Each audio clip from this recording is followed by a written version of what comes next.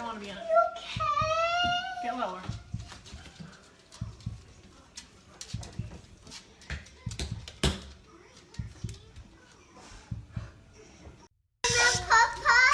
Tell them you love them. You're welcome. We love you. Say love you. Candy. Oh yeah, shoot, that's in here.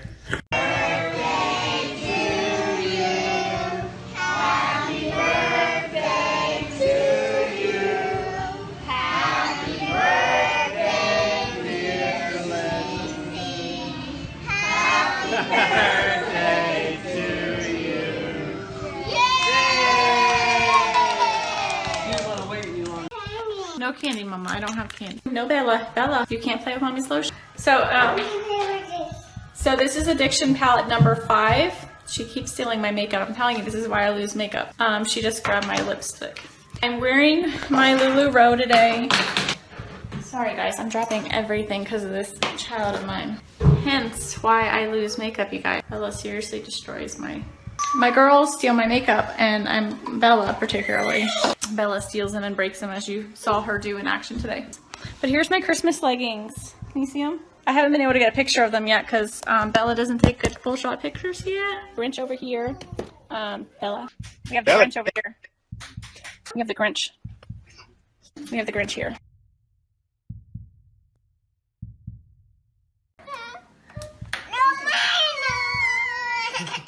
Girls. Oh, CC Bella. Okay, you want chocolate? No chocolate?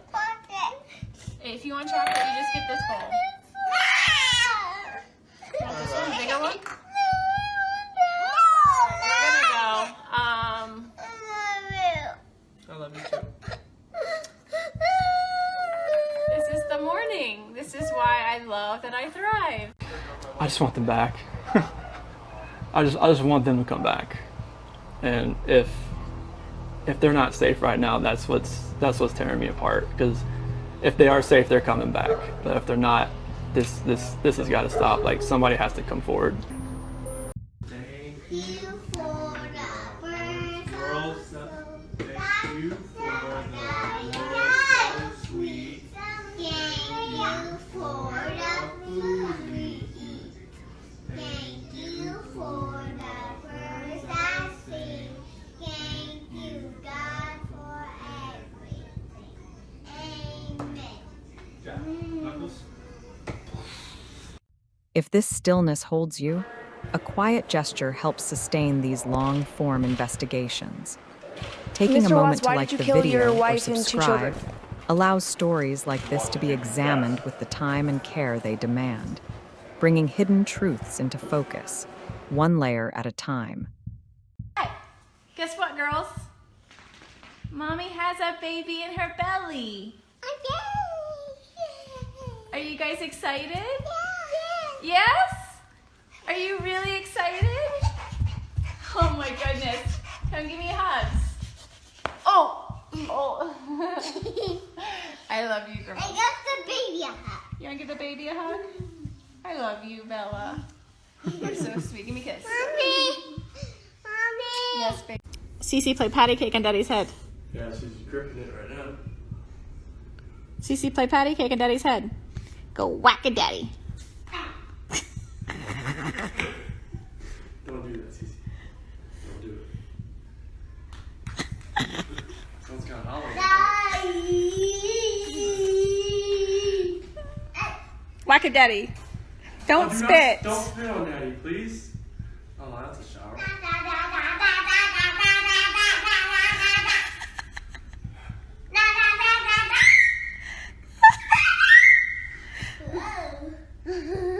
Careful, Bella, don't fall, okay? Whack a daddy. Whack a daddy. One more time, Daddy. Whack a daddy. Whack.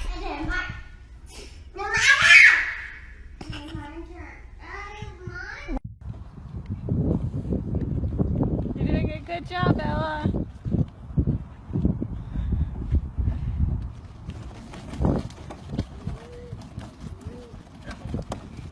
Careful.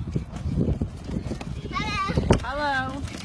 Hey, wait, we gotta stop. We're gonna stop before we go across the road. Look both Remember? ways. Look both ways. Your hair came out. Yep, she pulled them out. pulled him out. Hey, no car's coming. Hi, Cece.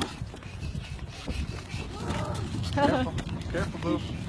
Careful, sweetheart. This is how she does it. Cece, you having fun? Yeah, watch the hill, Bella. Alright, get up this way. Oh, That's all you do. Turn red. Alright. No running up the hill, remember, you're good.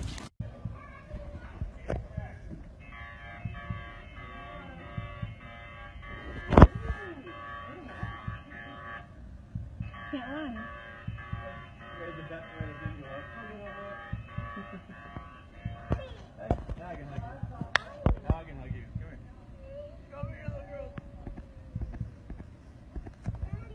Hey. Hey. Airplane. I know. I did. Yes, I did.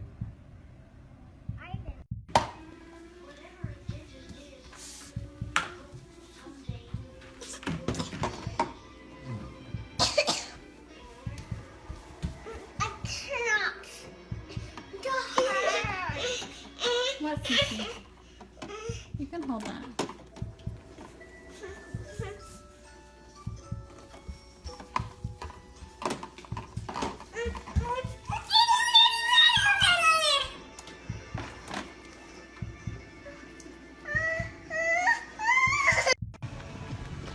Hey guys, good morning, or I know for Colorado people it's good morning, good afternoon for everybody else. I wanted to come here live because today is the big day for the huge, our cocktail party is tonight where Product X is going to be released. We're super excited.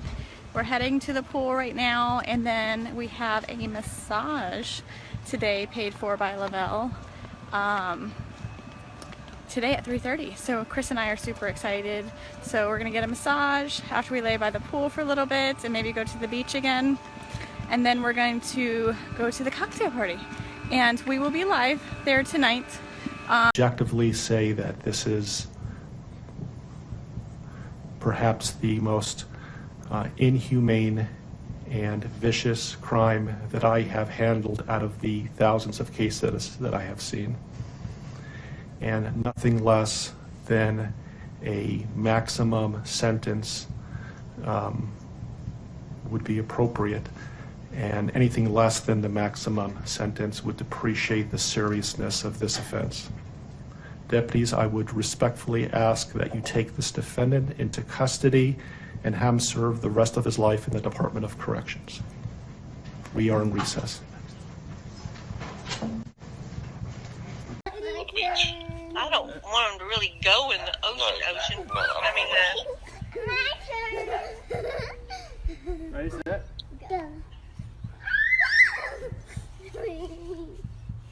Ready, set? The pool opens in 2 weeks too. what's the degrees today? 85 last I checked. 120. Wow. No, Cece. Yeah. CC, get girl. Oh gosh. Oh my gosh, are you kidding? She can climb that fence. Hey everybody. So it is, I'm home with the family, and they're excited to try the new Pro Bars, and they came in, I think, yesterday. So we have cookies and cream, and we have lemon meringue. Who wants Pro Bars? I do. All right, so do you guys want lemon meringue first, or do you want cookies and cream? Cookies. Cookies? I want that. You want the lemon meringue? All right, since I have this one open, let's try this one first, okay? Cookies and cream. And Daddy's gonna try it too. Yeah. Are you both? Yes, so everyone's gonna try Chris Crumb cookies and cream.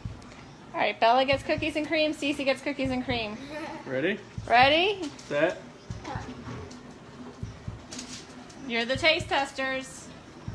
Yummy. Is it yummy? What's it taste like? Chocolate. Chocolate. What else?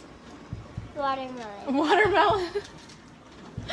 What's it taste like, Cece? Flip it. Chocolate? Uh-huh. Is it delicious? Daddy? Oreo wrapped with vanilla. It's nice. Oreo wrapped in vanilla? Mm-hmm. Is it yummy, Cece? Is that good, Bella? I think they like cookies and cream. Okay, so let's try the lemon meringue. Hey, everybody. So, a little crazy over here. Cece loves the cookies and cream. You like it? Yeah, nothing. Good thing. Don't mind me. It's been a long travel day yesterday. Been cleaning, regrouping today. Hey, Jen. Okay, so Chris, this is the lemon meringue. Nope, that's Daddy's. Here's yours. Wait, don't take. Wait. Here, Bella. Okay, this one's lemon meringue. It's like the pie, but better because I don't like the pie. Ready, set, go. Ready?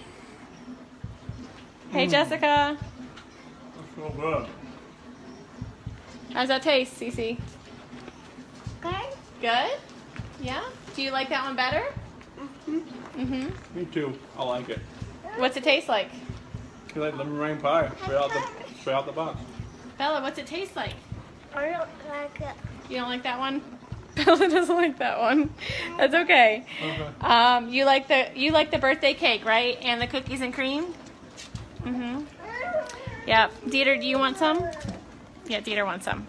All right, so which one's your favorite out of all the Pro Bars? Hey, Wendy. I would say lemon meringue. Lemon meringue? What's your favorite, Cece? Birthday? Mommy's favorite. What's your favorite? The cookies and cream? Wow. You have to keep 3 on stock. It's a good thing. How do I turn this around? It's a good thing that I have all 3 of the favorites in the house. Cinnamon rolls were sold out of it here at the house. You like it? I want dip and cream. You want dip and ranch? You want ranch dip and chips? Jess, I have them all. I just ate all of the cinnamon rolls. Cece actually really likes the cinnamon rolls too. Look at Bella. Cookies and cream. You got cookie monster.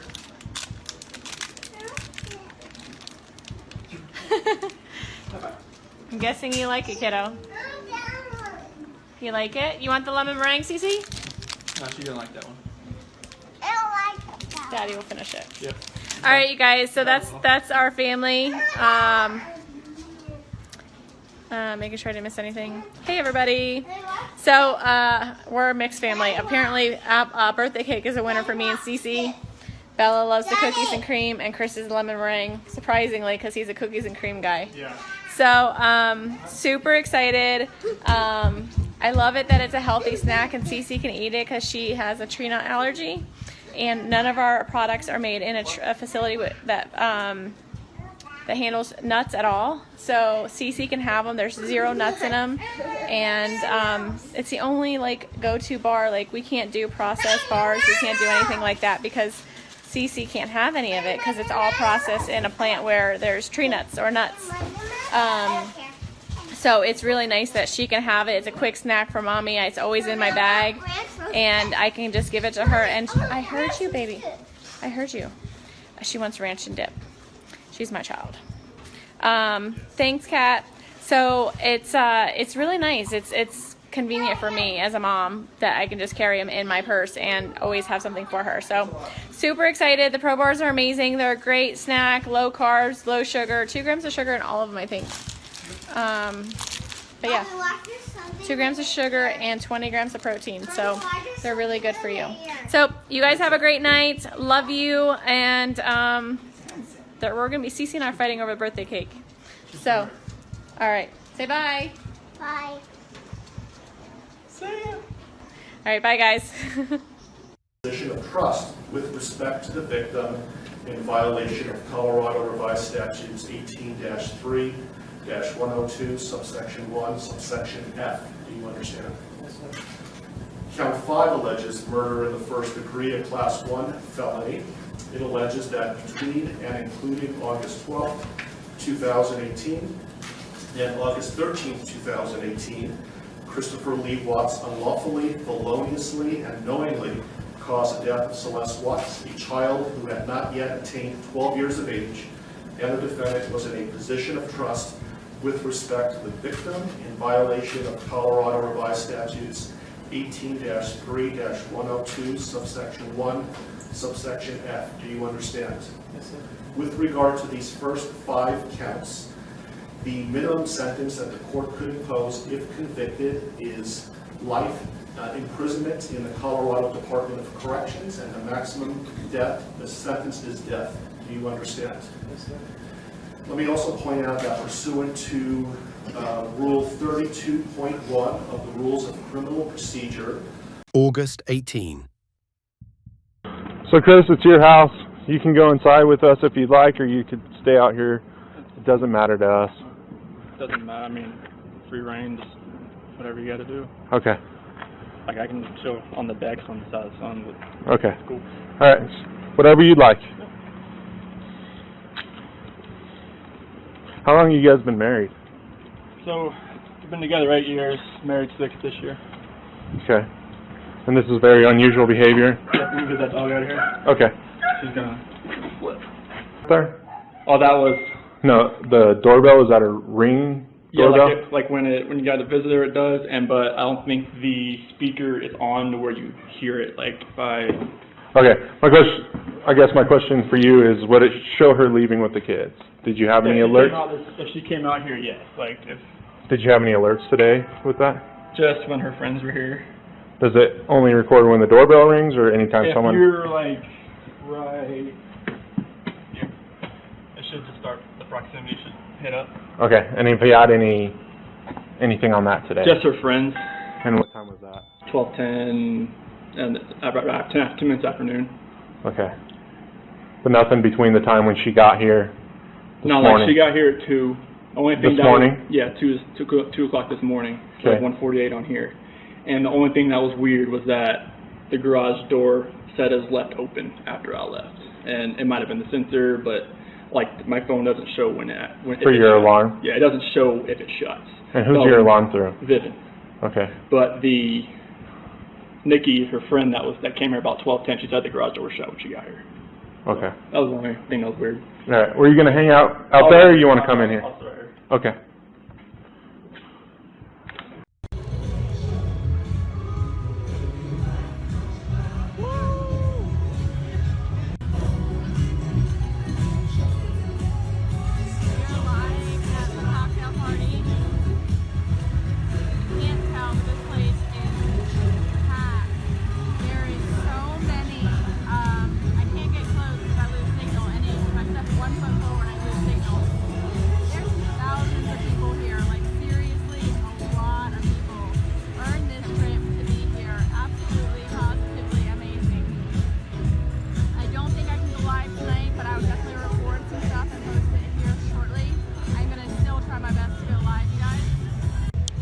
Everyone needs to deserve this.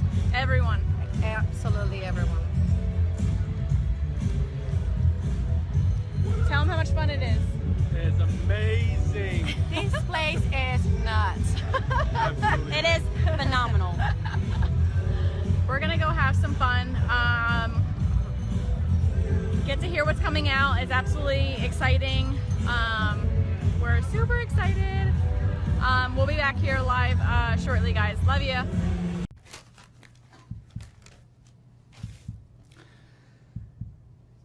What I'd like to say to the court is that Shannon, Bella, and Nico are loving, caring people. They love life. They love being around people who love them. They always had good times.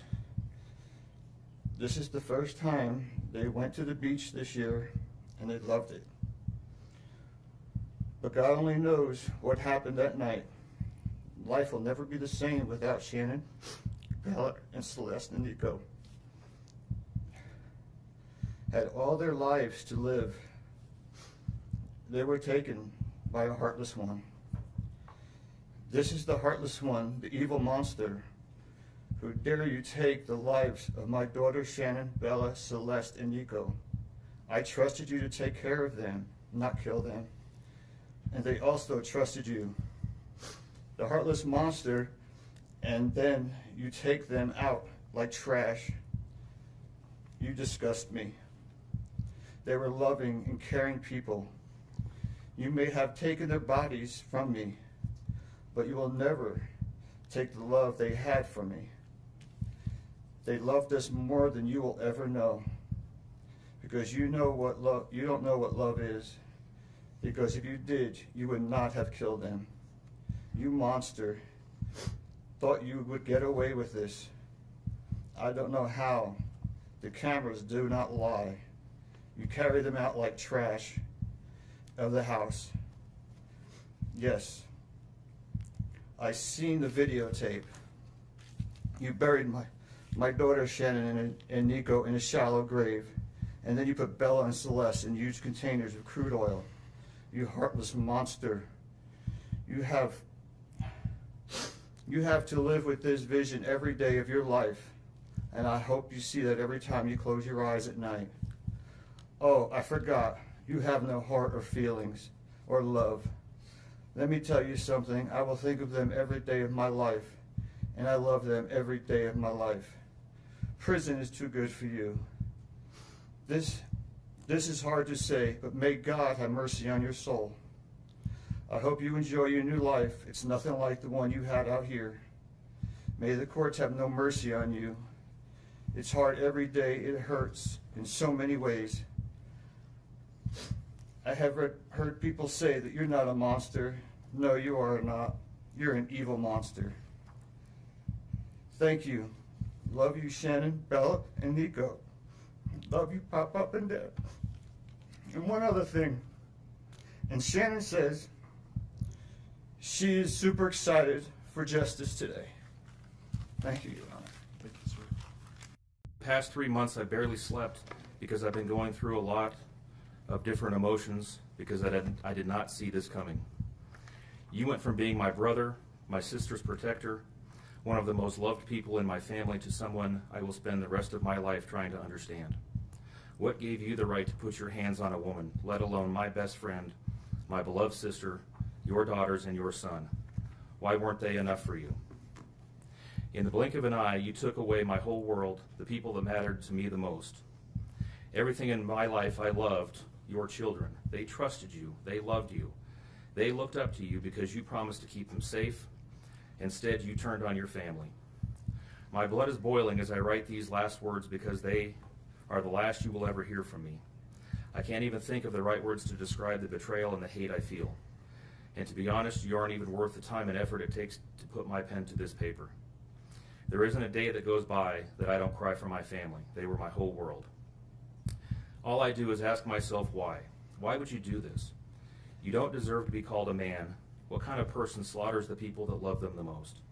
Did you really think you would get away with this? Did you really think that this was your best option, to throw away your family like they were garbage?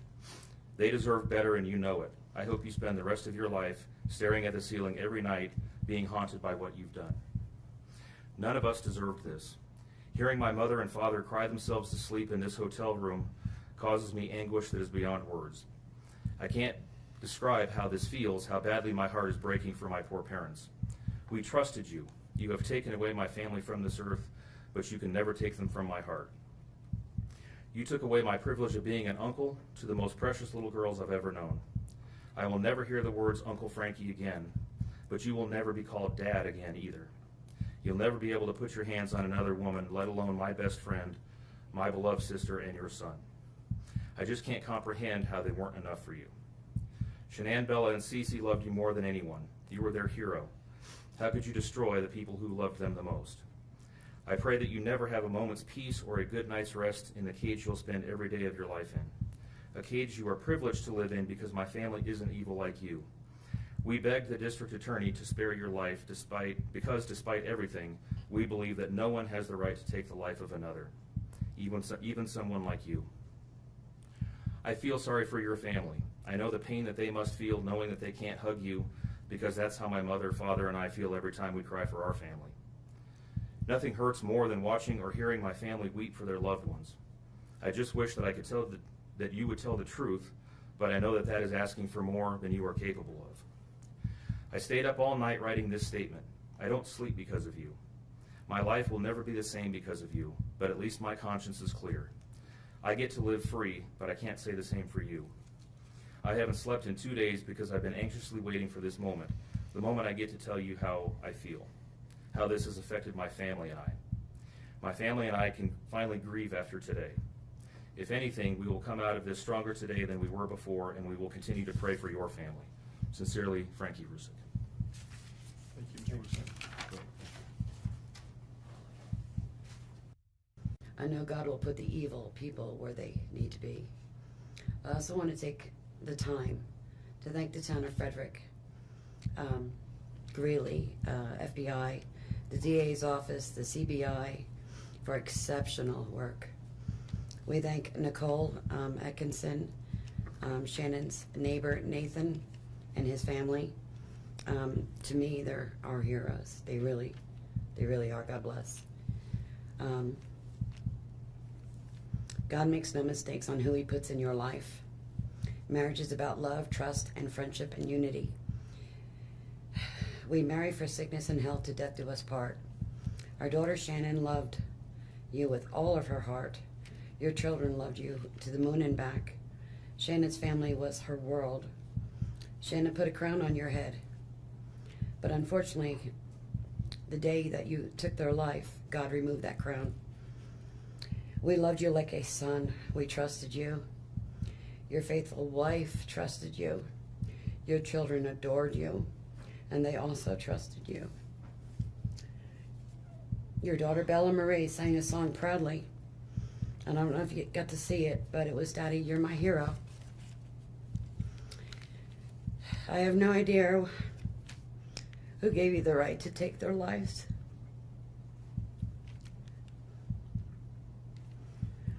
But I know God and his mighty angels were there at that moment to bring them home to paradise. God gives us free will. So not only did you take the family of four, your family of four, you took your own life. I want the world to know that our daughter and her children were so loved by us. There will always be protected by God and his mighty angels. I didn't want death for you because that's not my right. Your life is between you and God now, and I pray that he has mercy for you. From Shannon's mother, Bella Marie, Celeste Catherine, and Nico Lee's Nana. Thank you, Your Honor.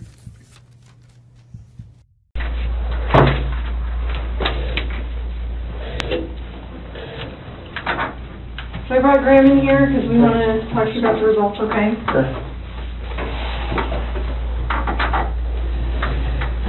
So it is completely clear that you were not honest during the testing, and I think you already know that. You did not pass the polygraph test. Okay. Okay. So now we need to talk about what actually happened. And I feel like you're probably ready to do that. I didn't lie to you on that polygraph, I promise. Chris, I know. Chris, stop. It's time. Just stop for a minute. Take a deep breath. I want you to take a deep breath right now.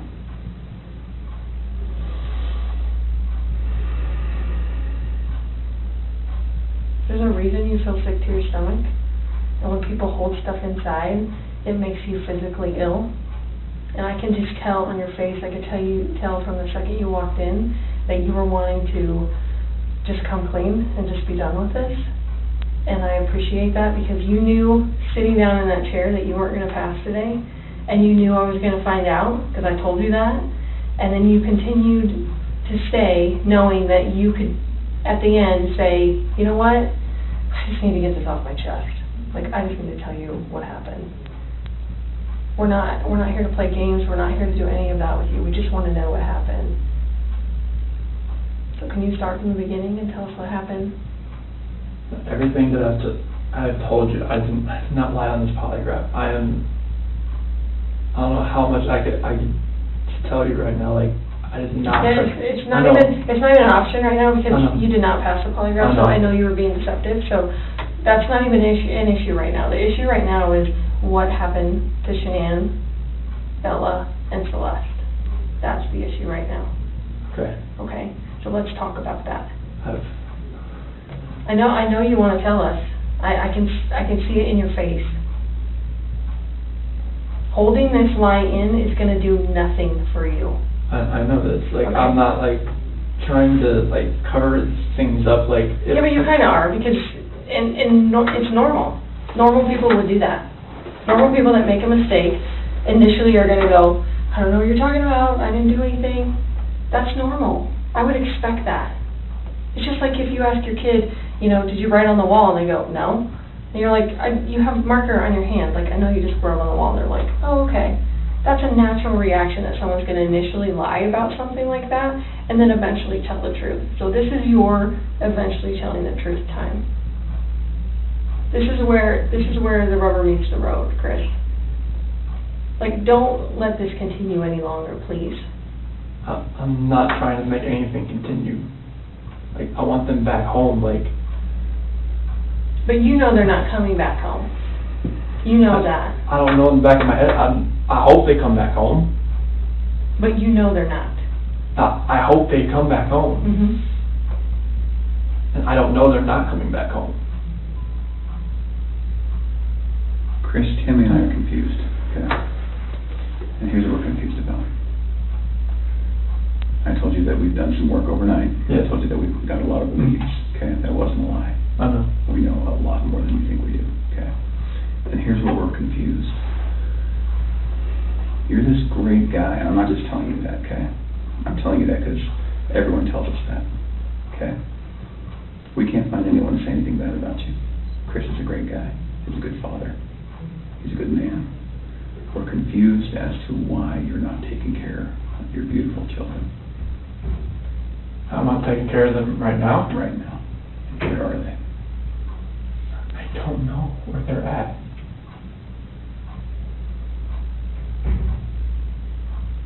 Honestly, I do not know where they are at. If I could have my babies back home right now, I would. I want them back. I want everybody back. That is the God's honest truth.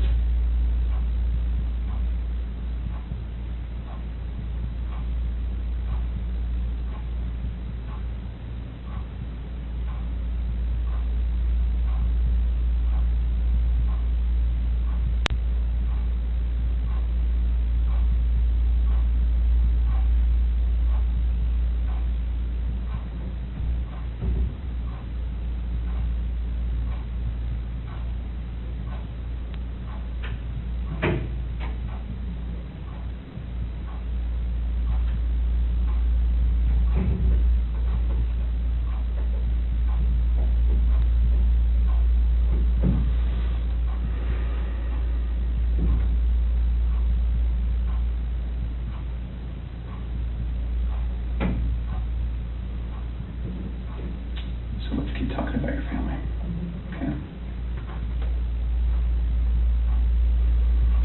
We just can't figure out why there's two Chris's, okay? We talked about that last night. Yes. We just can't figure it out. There's a Chris, okay? If somebody asked me my kid's child routine, I would say, I don't know, go ask their mom. That's the truth, right? And so it is very surprising to me, and it warms my heart that you're the type of dad who can pack a bag in the morning, and you know just what to put in there, and you know just what to put in there as a backup in case they have an accident, okay? You know what the clothes to put in there, you know what they have for breakfast, you know what they have for a snack, and a dinner, and a nighttime snack. You can tell me the book you read to your daughters, okay? I know you love them, and you're not faking that, are you? It's real, okay? There's a lot of guys who come in here and try to tell me that, and I know they're lying, okay? Because they can't answer those questions that you can answer, okay? But you are here today lying about something else. So we need to talk about that, okay? About your daughter. I know. And this is very good. Keep I I'm not proud of it. Like, I didn't think anything like that could happen. I didn't think I'd ever do it, but I did. I know. Keep going. And she accused me of it. I denied it. I cheated on her, and I feel horrible for it. Like, she was pregnant, and it was, I don't want to, I didn't hurt her. I cheated on her. I hurt her emotionally. I cheated on her. And I feel absolutely horrible about this, but that's what I've been holding. When I didn't go to the Rockies game, I was with her. Okay. I went to dinner with her. Okay. Keep going. That 5 weeks I was alone, I was with her most of the time. Okay. You're doing a good job. This is the Chris that I knew would come out today. This is the Chris who tells the truth, because you're a truth teller. When I tell you I fell out of love, it's because I fell in love with her. Absolutely. Okay. I mean, that's God's honest truth. Okay. Who is her? So I don't want to get her involved in this. I don't want to ruin her life. Like, it's something like this. I don't want her involved in this. Okay. So can we talk about that a little bit? Yes. I knew that you would say you didn't want to get her involved. Because you'd like to take care of people. She's a wonderful person. Like, I mean, she knew I was married, yes. And I told her we were going through issues, yes. Yes.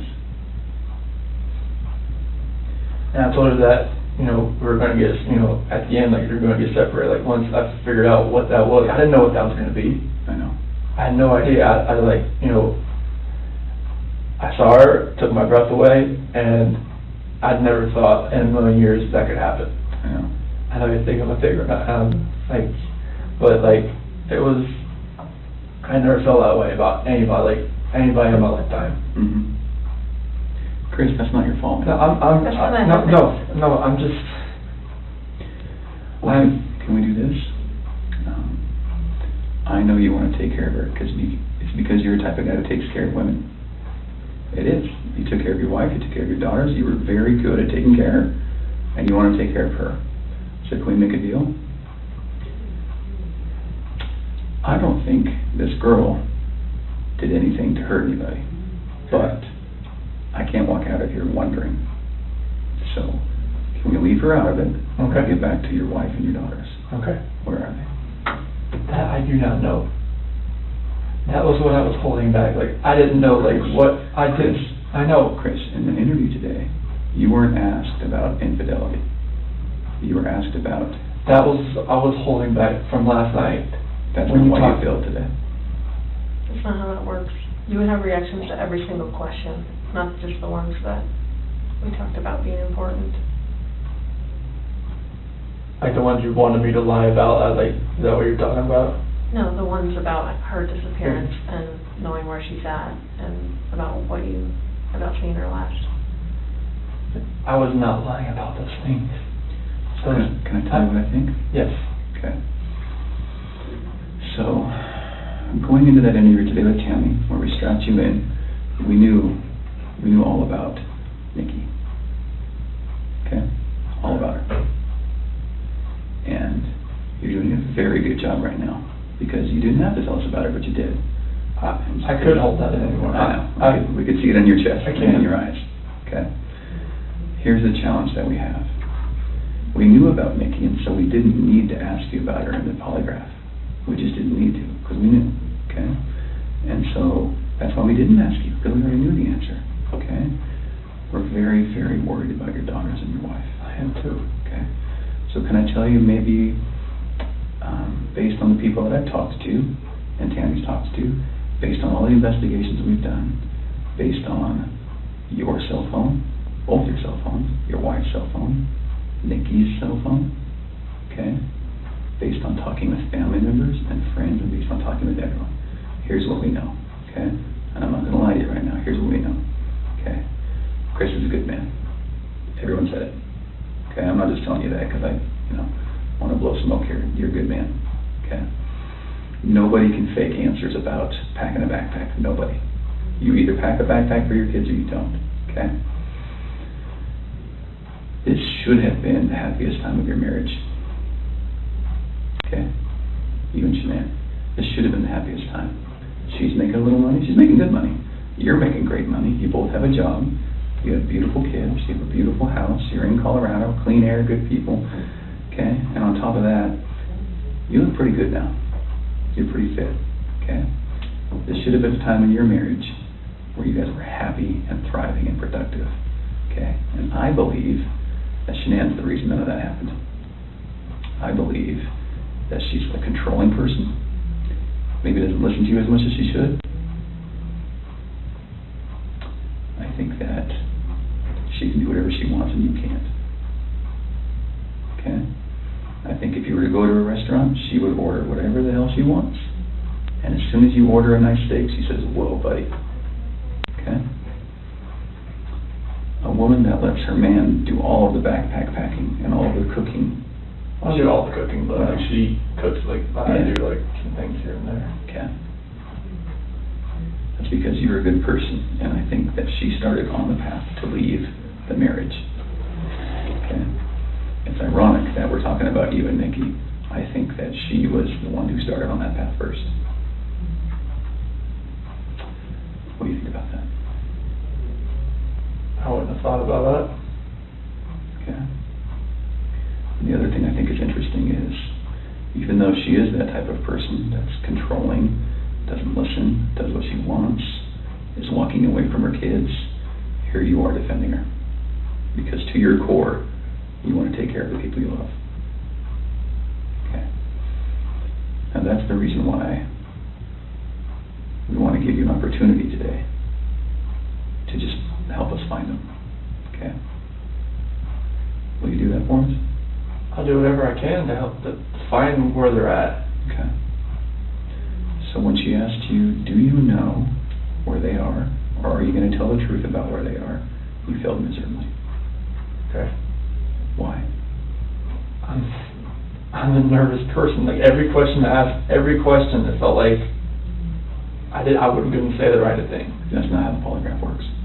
I don't know like what it reads like. I know she was saying about the autonomy of the process, but like I don't know where they're at. Chris, right now your dad's outside. He flew across the country to help you. Okay. You're lying to him.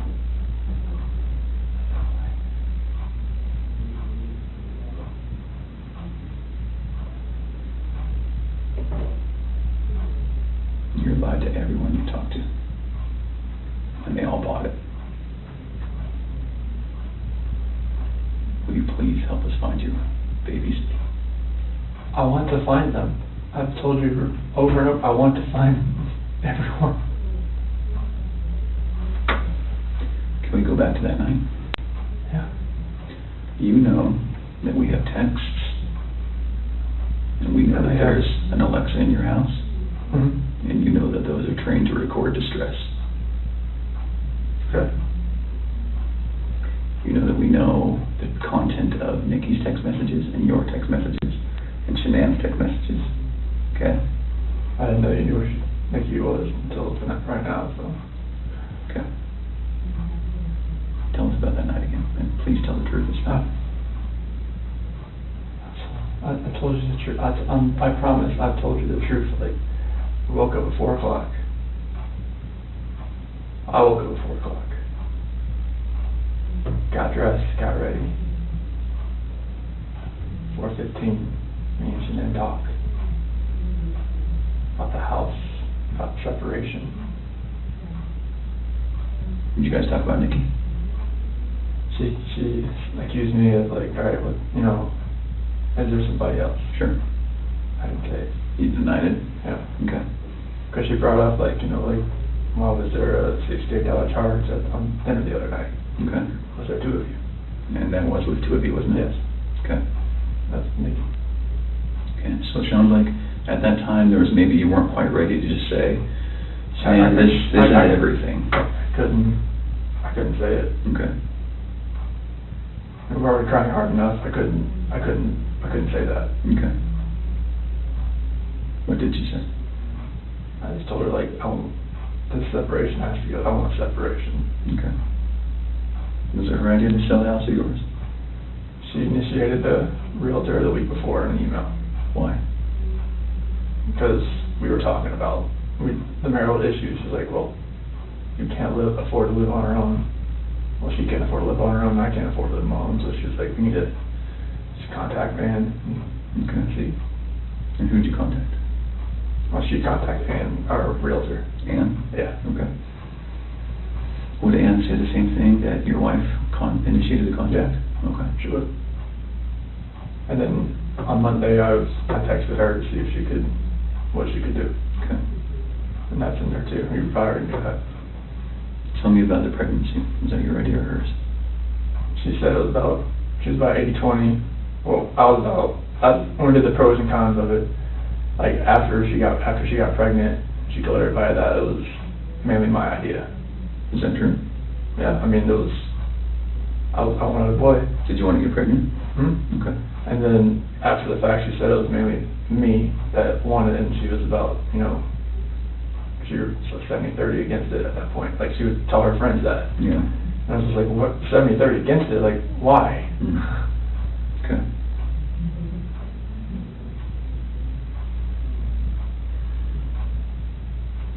Can you understand that some of this just doesn't make sense to us?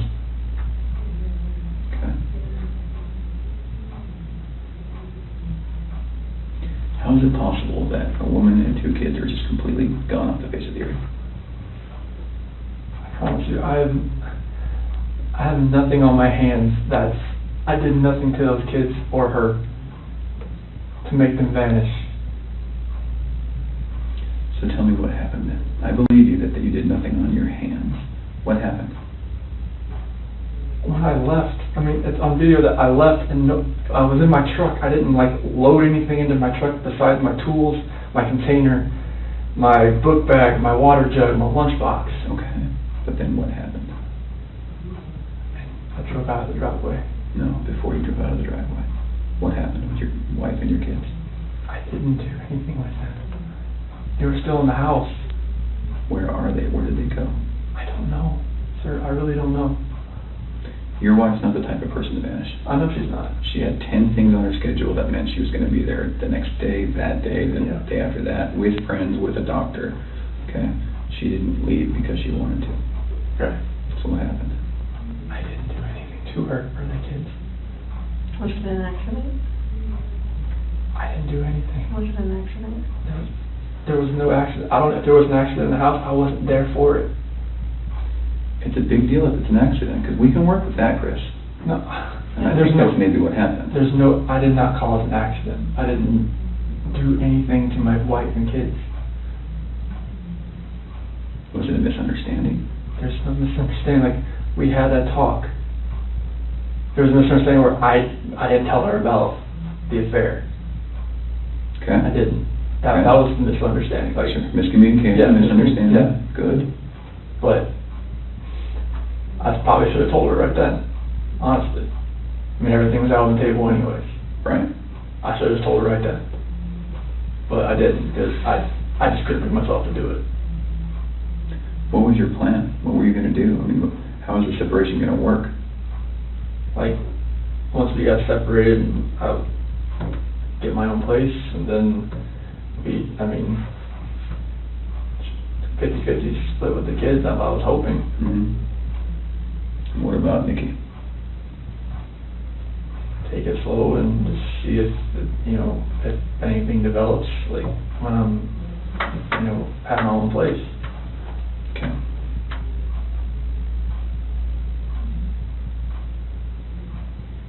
I just find it hard to hear you talk about just having this emotional, conversation with Shanann, and you're bawling and crying together, and you have not shed one tear in 2 days that you've been here. Not one. And help me understand that, because I don't get it. These are your baby girls, and you have not shed one tear over them not being around. Chris, I lose my 4-year-old in the store for 10 seconds and I start to go panic. Panic. I have not seen any of that from you at all. Help me understand that. I love those girls. I would never do anything just because I haven't shed a tear. Like, you get yeah, no, that's weird. Is that weird?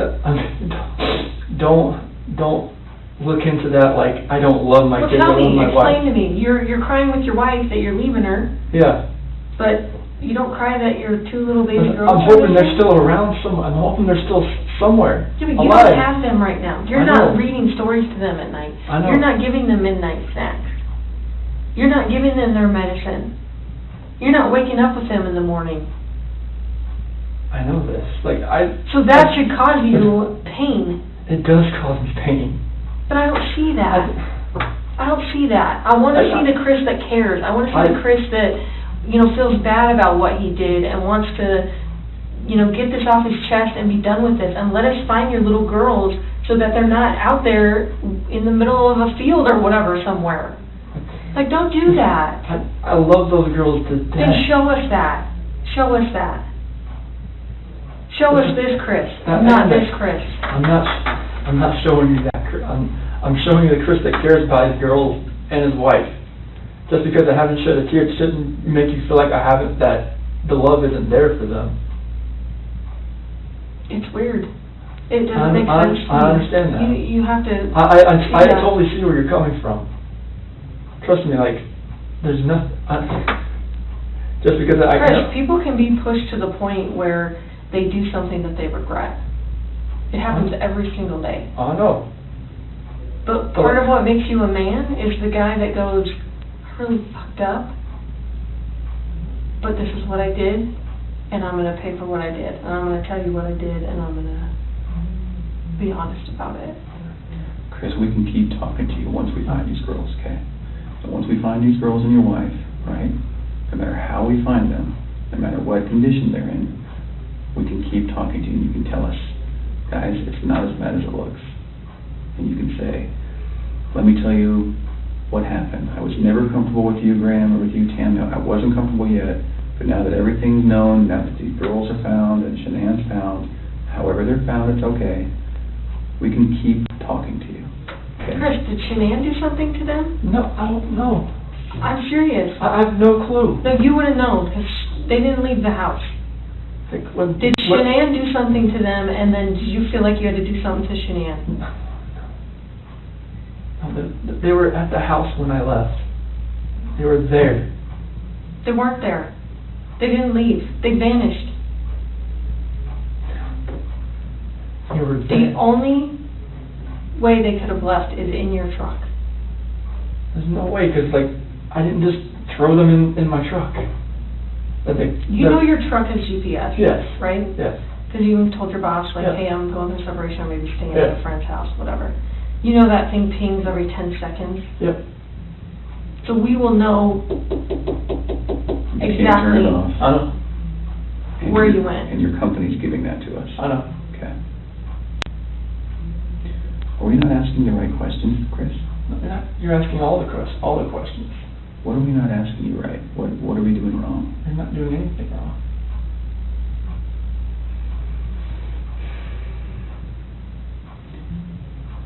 Did Shanann do something? I think she did anything to these kids. We both love them with all our hearts. There's no way. It could have been an accident.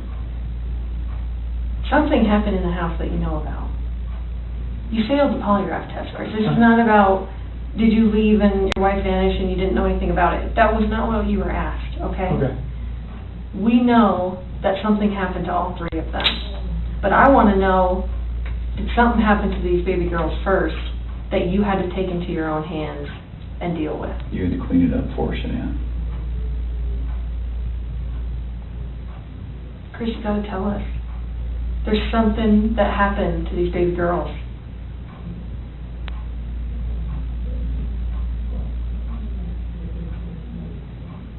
Look at them. I know. Before he came in, I was just watching videos. We have no doubt you love these girls with all of your heart. I have no doubt. But we make mistakes. And that's okay. It's what we do with those mistakes that make us who we are. Chris, it seems like you're thinking about it right now. What are you thinking about? She couldn't have.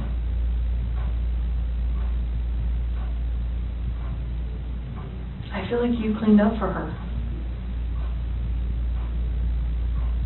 I feel like that's the type of guy that you are.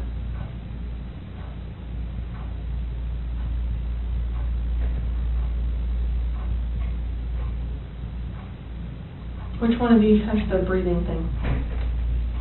Well, they both have inhalers, but she has the EOE, encephalitis esophagitis. Did she have problems breathing?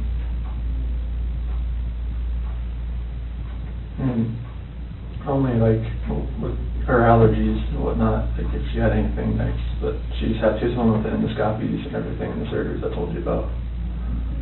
Do you think she had trouble breathing that night? And Shanann freaked out? And didn't want to live without her baby girl? I don't think so. Did you hear about the homicide that happened in Aurora, where the guy beat that family to death with a ball-peen hammer? The only person that survived was a 3-year-old sibling. And that sibling grew up to be a total mess. No family, no mom and dad, no brother or sister, just her by herself. She says, I wish I would have died with them. And there are times that people freak out. I've seen it. I mean, I've been in law enforcement for almost 20 years. I've seen it. Parents freak out and they're like, oh my God, like, I can't have my baby girls live without each other. They're best friends. They're like twins. They're, you know, they wake each other up in the morning. And I understand that. We had a mom in Castle Rock that suffocated both her baby girls. She's like, my husband was going to take them, and she's like, I just couldn't handle. I thought I was doing right by them. I thought I was saving them pain. And I get it. Why? How's she saving the pain? Because she didn't want them to have to live without their mom.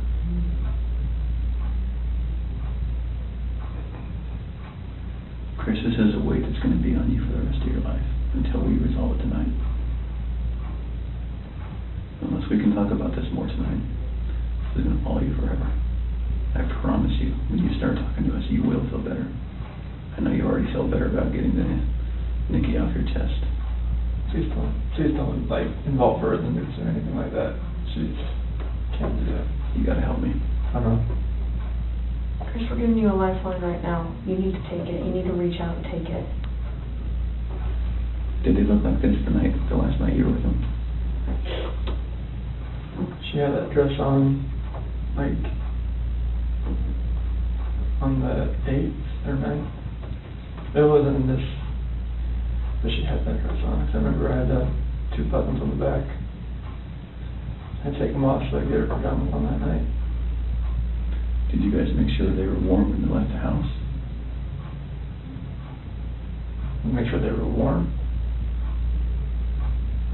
They're always warm. They always have, when they're in their beds, they're always warm. Okay. Were you guys taking care of them at the very end? They're always taken care of. They never miss a meal.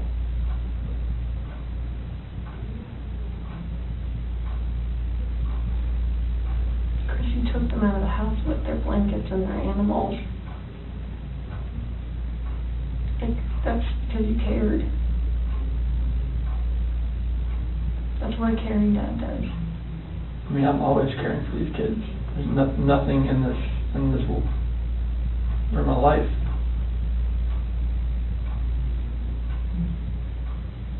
I believe that. I believe that, and I believe someone made a mistake, whether it was you or Shanann. And you either cleaned up after Shanann, or you made the mistake and I mean, I want to believe that maybe Shanann did it and you felt compelled to fix this so Shanann didn't look bad.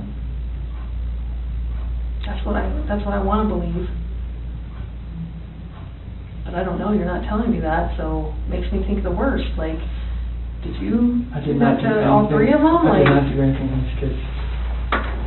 Not do anything. What did Shanann do to them?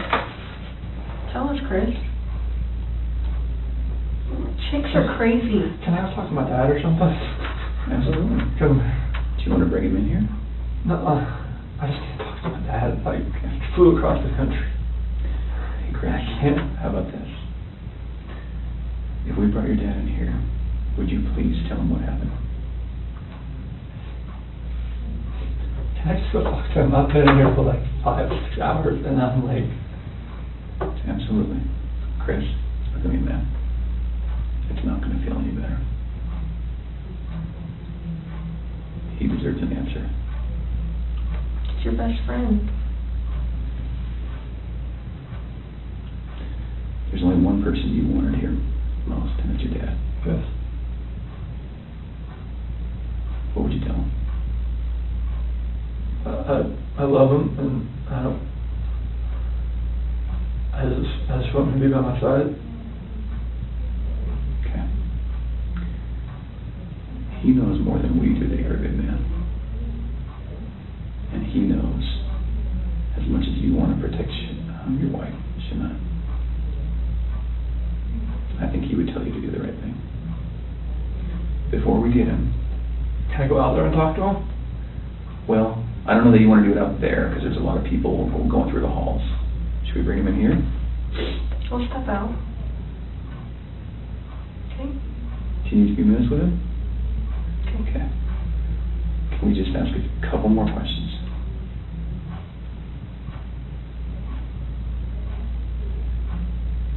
It seems like you're about to get it off your chest.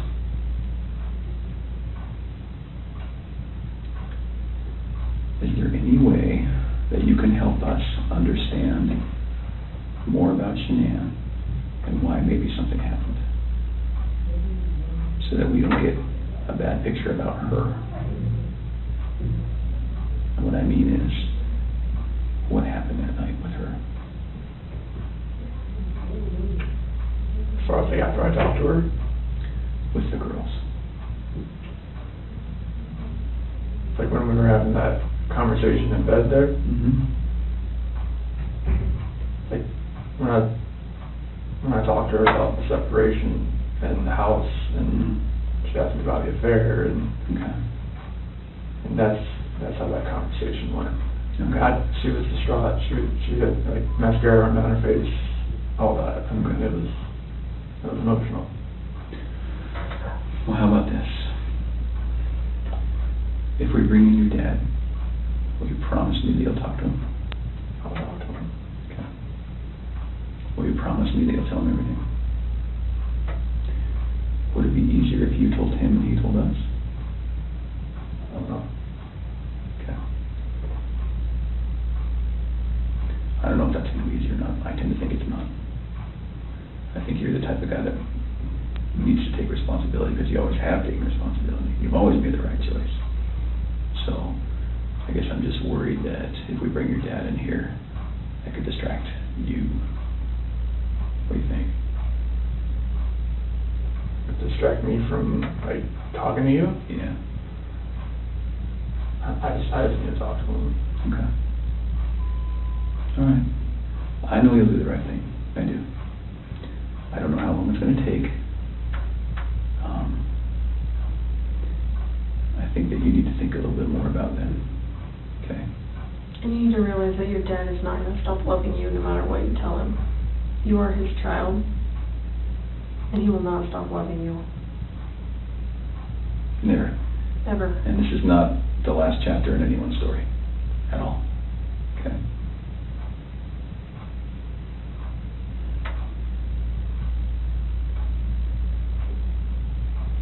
He's been here the whole time. You know, he didn't want to leave you. Have you ever seen, sometimes when an animal's owner dies, they stick around forever? I think that's your dad.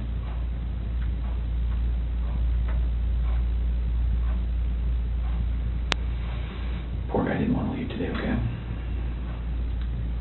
So, keep that in mind. He wants to hear it all.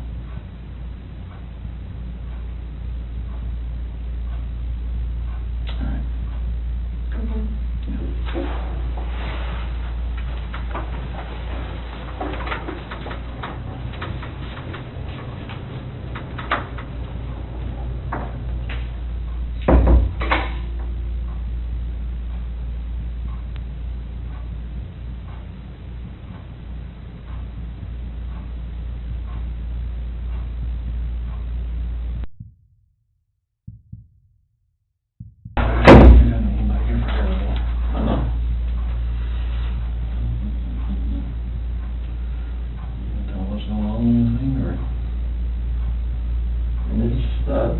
Polygraph failed it.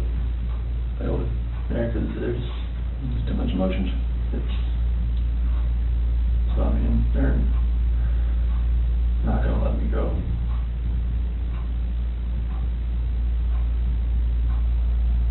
Is there any reason why they shouldn't? Want to know? They know I had an affair. And they know. I can't complain about that.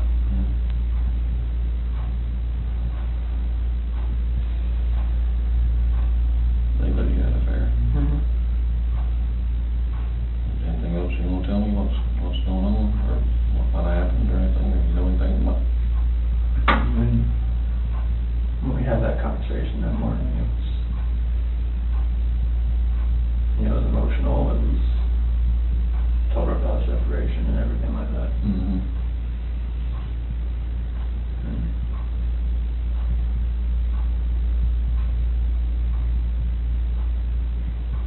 What happened after that? I mean, I went downstairs and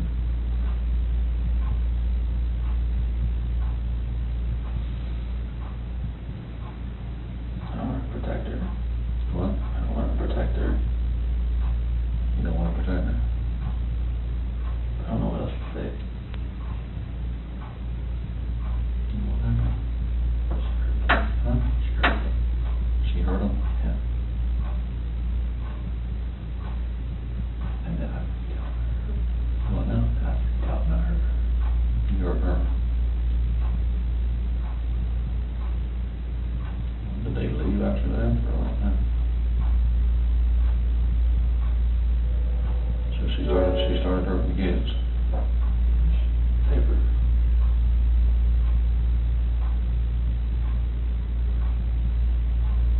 Talk to you guys, what happened?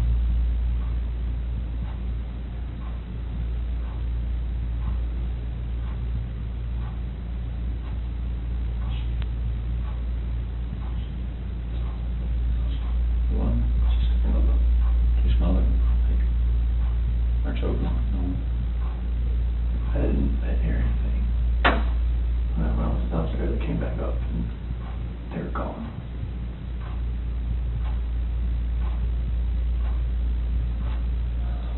I don't know, like me talking to her about that. Talking to her about separation and everything, about And she lost it. I don't know, like, what else to say, like, I freaked out.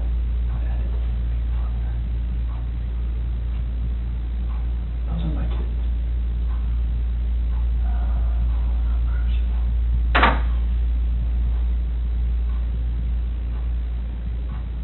So she, it's not at that one time, you were leaving this and go to work.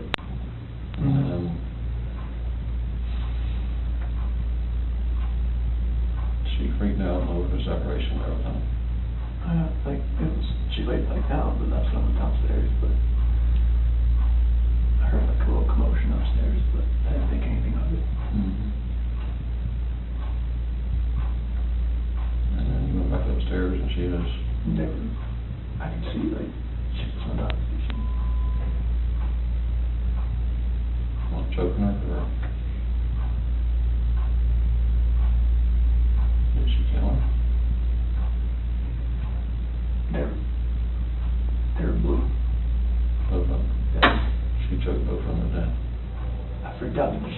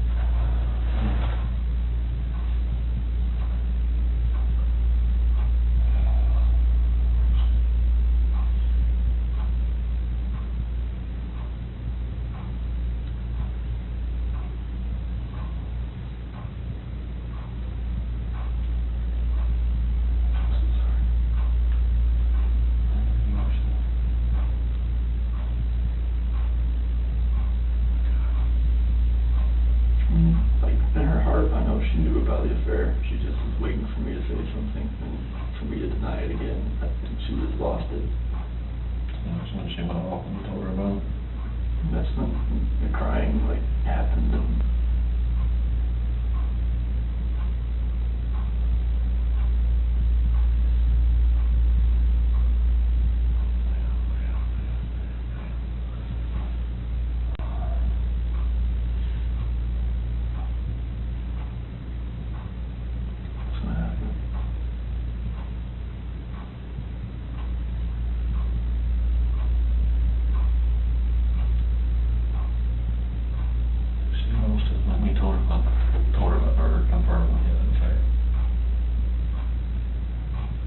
I didn't tell her how long, she just knew. She just knew. I could deny all I want, she just knew.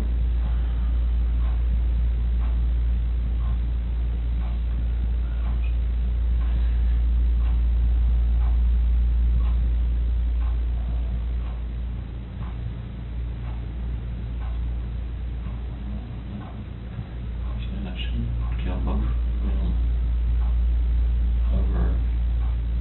Is it the separation or the affair? I think she just knew, like, the affair was happening, but I just denied it.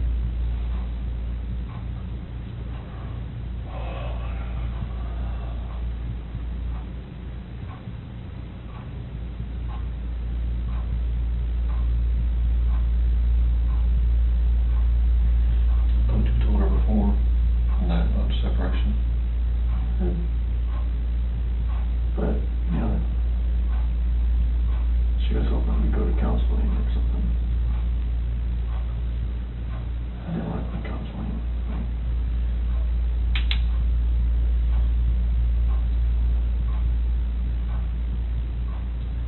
She lost it.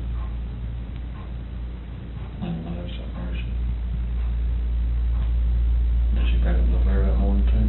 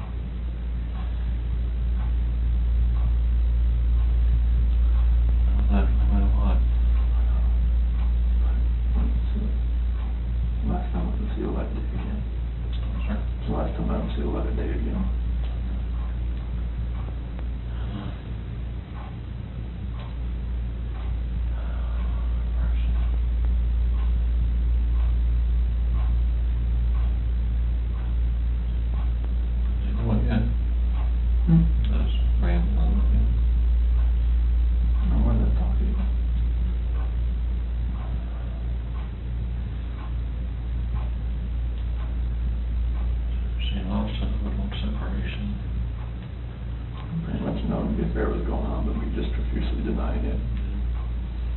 We did. I mean, totally not she more or less knew something was going on. She actually killed both her children.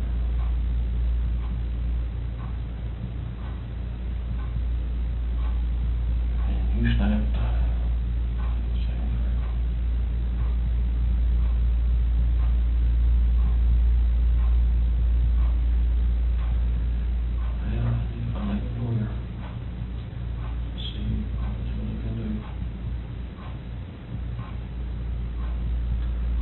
Rage.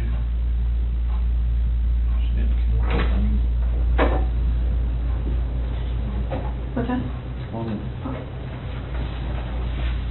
Doing okay? You sure?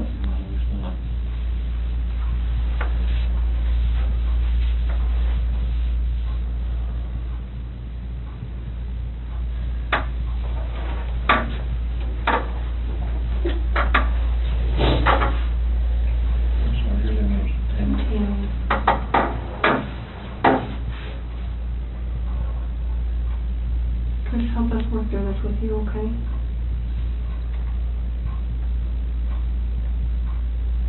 Will you tell us what you told your dad? After that conversation, Water up there, something. no, it's fine. Yeah. After that conversation we had, and she accused me of the affair, in her heart she knew what was going on. And she knew about the dinner the other night. It was too much for just me. She knew about what now? When I told her I went to a Rockies game, I went out to dinner.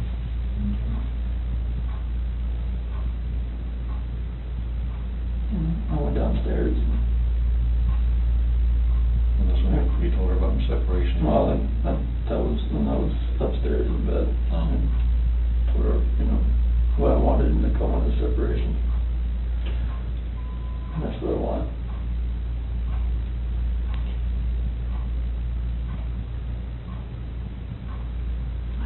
I went downstairs and started packing up a few things. And I heard a couple of things upstairs, but I didn't think anything of it. I continued this own thing and get ready to get everything packed up.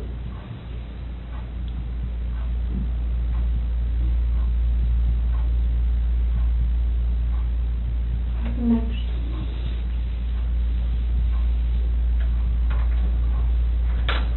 I went upstairs and I was going to talk to her again. And I saw on the monitor,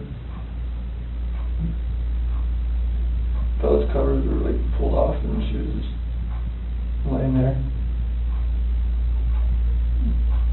She was just hot.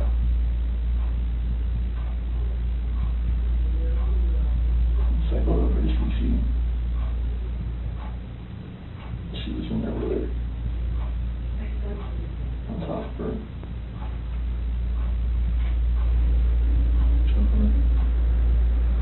Freaked out. I ran in there and got on top of her.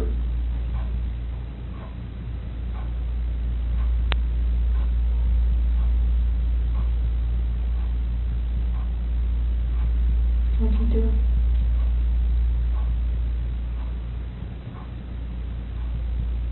Blue.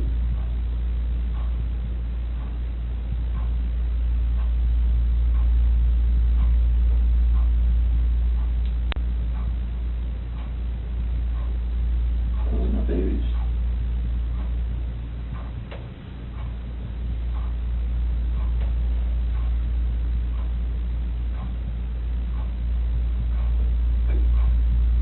Those are my kids.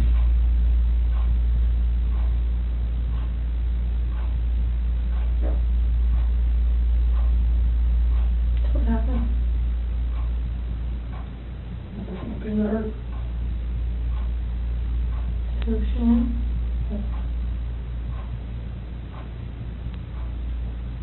Where were you at?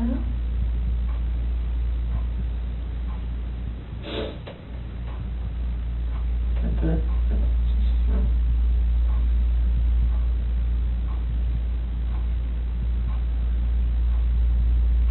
I put it back in our bed. Sure. In your bed? Okay. What happened next? I don't know what to do. I have no idea what to do. I'm shaking.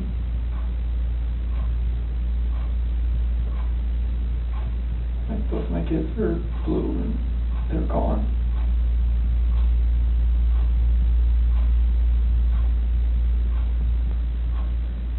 And I'm just like blind, just, I'm not that person, like, I'm just like She hurt my kids.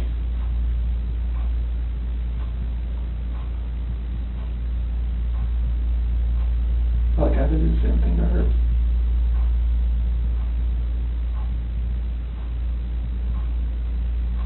So what happened after she was in your bed?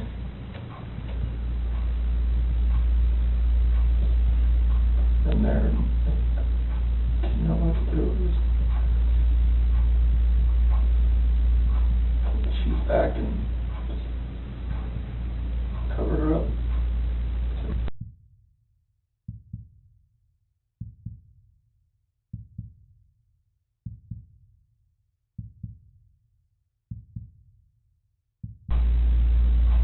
Didn't know what to do.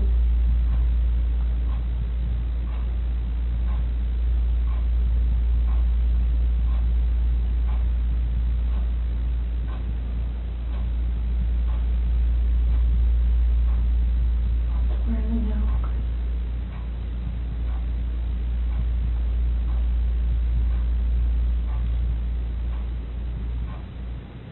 To find your babies.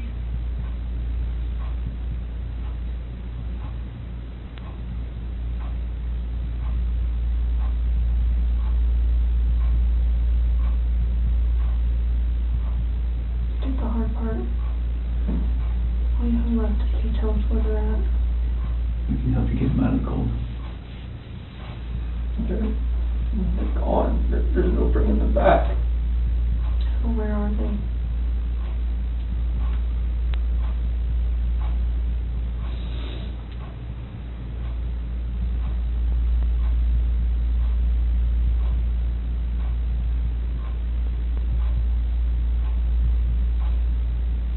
At that first location I went to that day.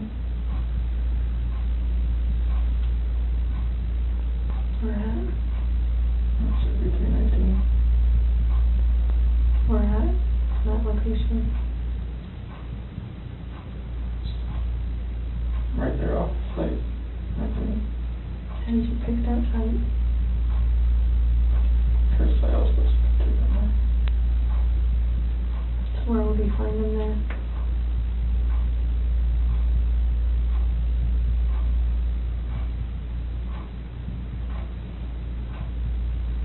I didn't know what to do. I know. I didn't know what to fucking do.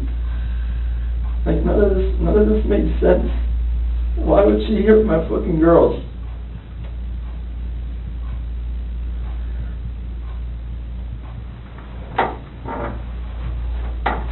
So Chris, are they in something? Are they under the ground? Like,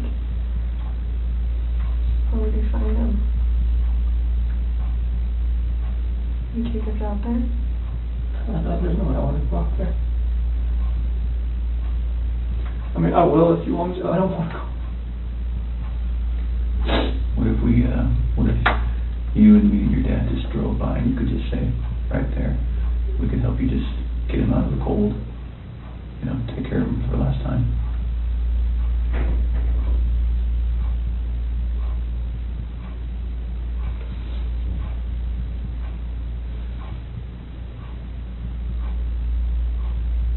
I'm sorry. I know you are. I know you are. I know you came in today to do the right thing. You didn't have to come in. You came in all on your own.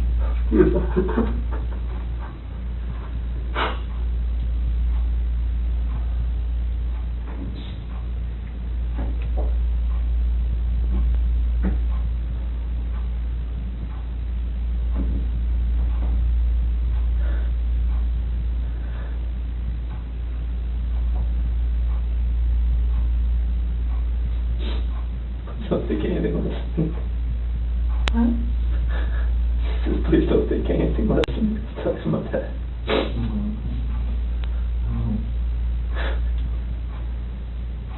Are they all three out there, Chris? Yes. Okay.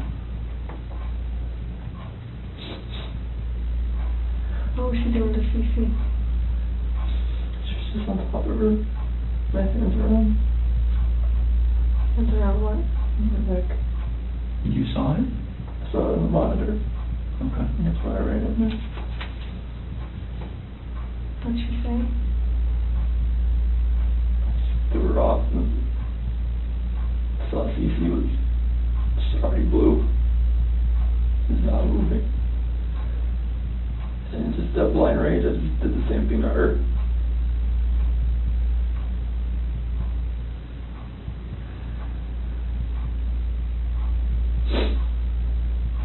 Did you ever go into Bella's room?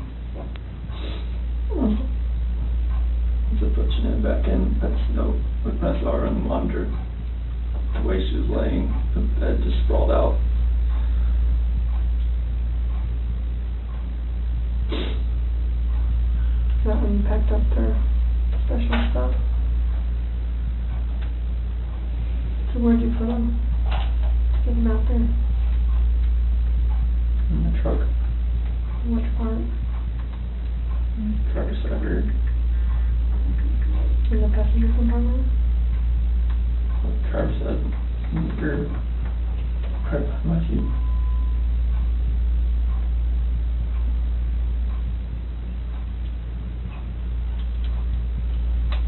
What were you thinking on the way out there?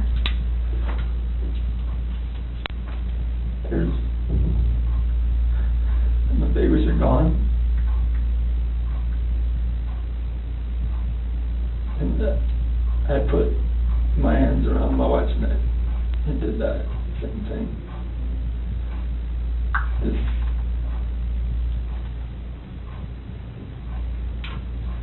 Did Shanann fight back at all when you did that? The rage that I had after seeing that, not much.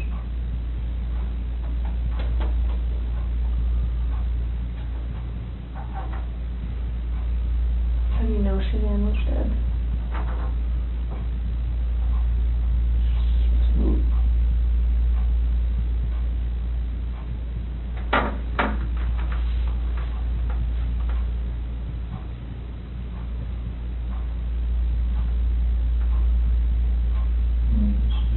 We looked on her Facebook page like 2 days ago. They had this like 4 or 5 foot long baby doll. She had it laying on the couch with a sheet over it. Shanann did? Yeah. Before any of this happened. Yeah. That's a good point. So I'm thinking that's not a plan. I don't know. That's a very good point. I can't see it now, but I'm blocked on there. If you look on their Facebook page. What did it say, or what was the It caption? said, what do you say to this? Something similar to that. And a tall baby doll about that tall was laying on one of our couches and had a sheet over it, across the head, all the way up. You can see his feet hanging out, saying like Bella had done that. The kid won't do that. Do you remember that, Chris? What do you think? Just making fun of it. Thought it was funny. Did Bella do it? I don't know. I don't remember. I don't think so. But I don't guess enough. I don't think she would do something like that. I've seen them have their dolls and stuff out on the floor and just covering up waist and stuff and something like that. But then covering their head and everything up like What? Like a body laying there or something.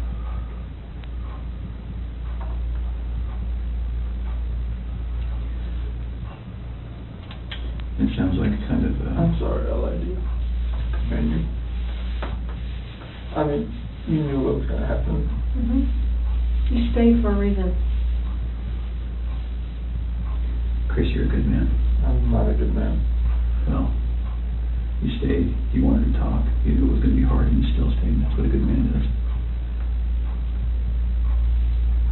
Stayed here for 6 hours and 11 minutes before. Just staring you in the face. We're glad you did. I can see when the rage would come out and see look the kids dead. You don't know. You don't know when you look at you come out and see it move.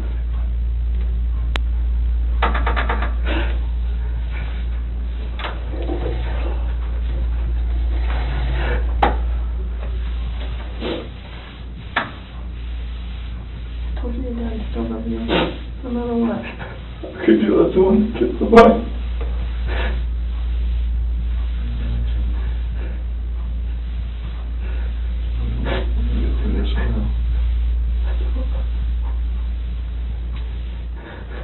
Hey, Chris. Nothing will ever be the same again.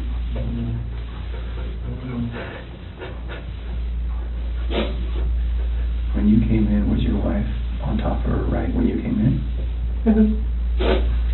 So you saw it in person?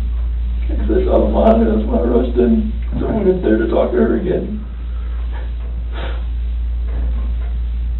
And when you came in, she was right there on top of her? She was right there. Okay. Her hands on her throat. She didn't know what to do.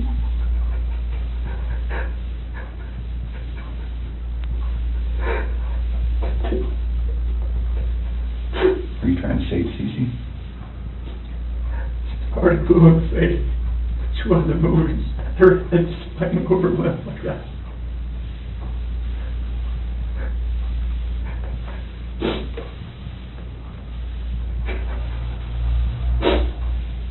So where did you put them out there, Chris? That's really important.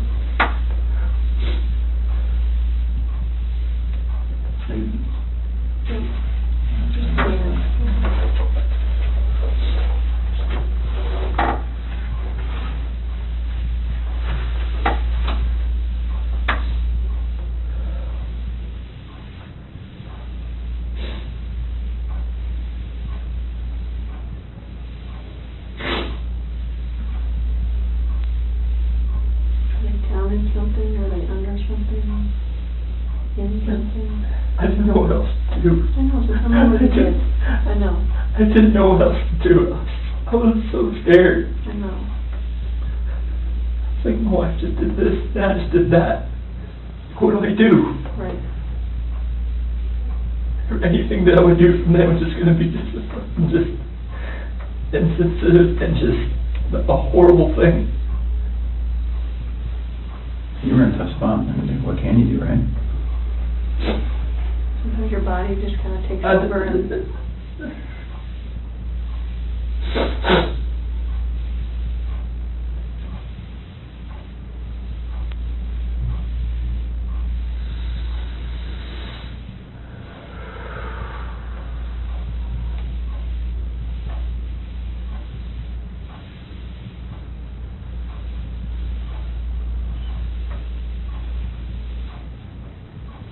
I'm looking at your dad here.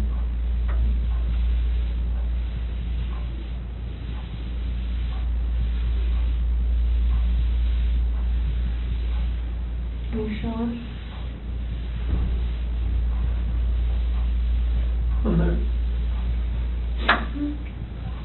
What's going to happen? We're going to help him get out of there. Do you Like, what? Would you prefer that one of your coworkers? Oh my God, no. Okay. I cannot have that.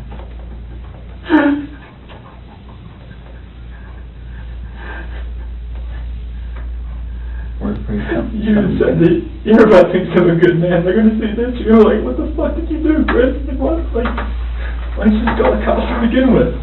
Well, they weren't in your shoes. They don't know. I know. They weren't living your life. I know, but still, it's like... People are going to... I can never,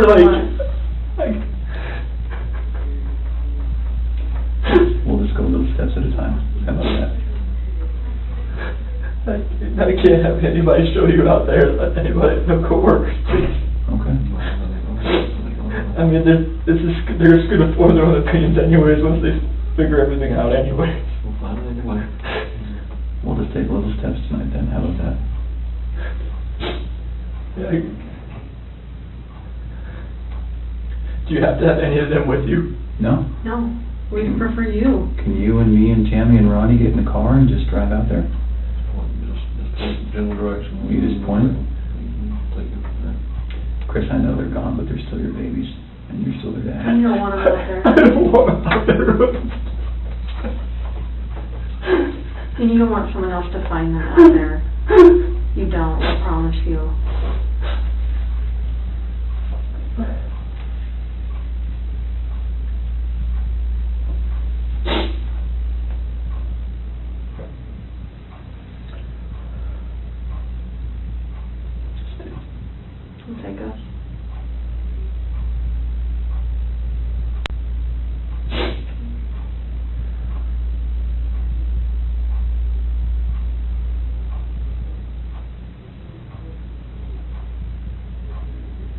you give us a second so we can kind of get some things arranged to do that?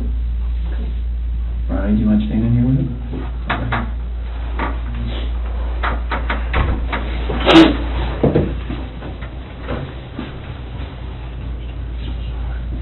What the fuck is this?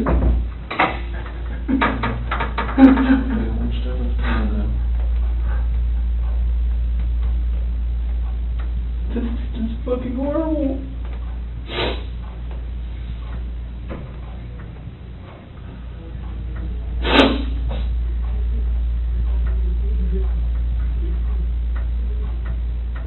The problem is I don't even know if they believe me or not.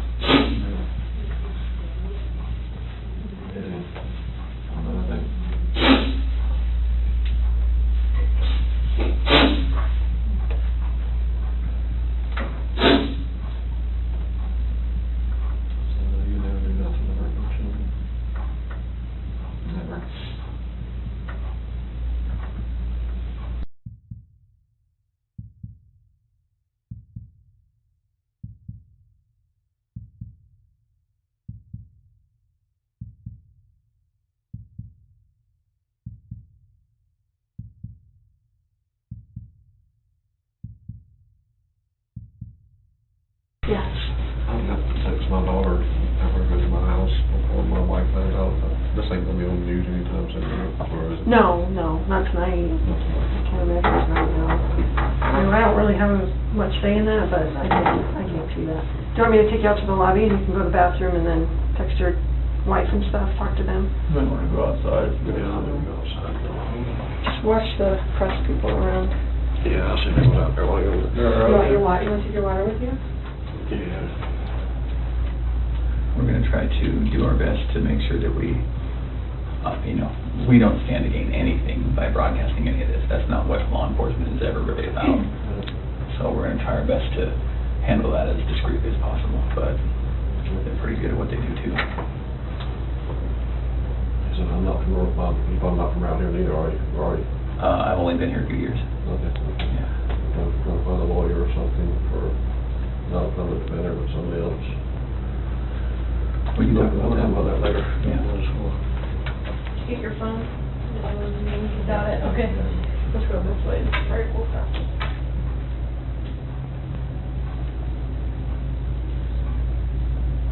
So if you're up for it, we'll talk a little bit more. I think we have a picture of, is it Survey 319? I think we have a picture. Kind of walk you through that. I'm sure you have a ton of questions for us about, how your night, month, and weekend's going to look. So Tammy, I was just telling him, I wanted to show him that picture. Yeah. And then we're going to talk a little bit about how the rest of the night's going to go. That looks familiar to you? What is that? It's the BRC Survey 319. Okay. Whereabouts is Shanann and the girls? How old is this picture? Today. How's today?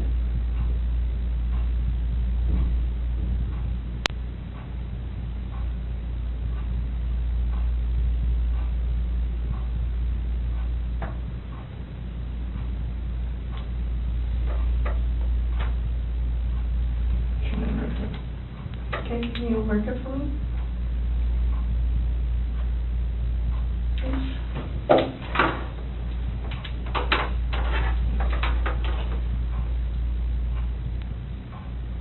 I think it's the paper, it's just gonna be the S for Shanann. Okay, and where are the girls at? Here. In these? Mm-hmm. So which one is, do you know which one?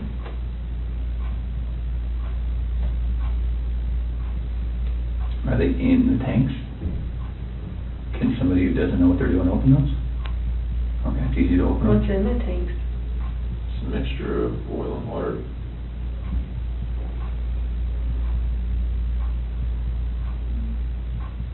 There was a sheet found down here? Mm-hmm. Where's that from? That was what Shanann was wrapped in. What about the girlies? What were they wrapped in? Just in their pajamas? Not with their blankets or anything? Where did their blankets and toys and stuff go? Probably flew away in the wind or something right here. Where did you set them or put them? It was right here with that. So how did you dig this out? I'm assuming that's under dirt. How did you dig that? It's a shovel in my truck. It's always have. It's like a work shovel? Is it still there?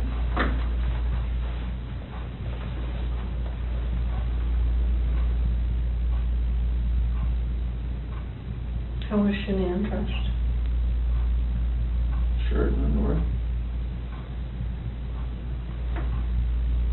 So was she got into bed with? Do you remember what color her shirt was or her underwear? I think her shirt was either black or gray. Underwear was probably blue.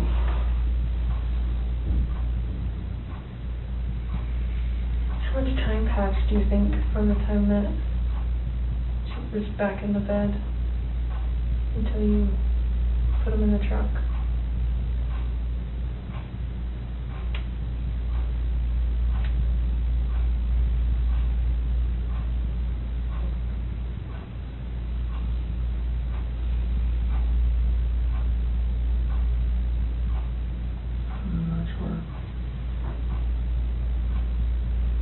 Are we talking minutes, hours, something else? From when I left the house.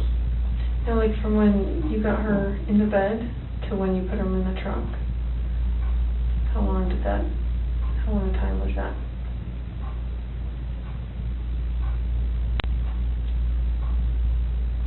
So like from when I put Shanann in my truck, from the bed to the truck.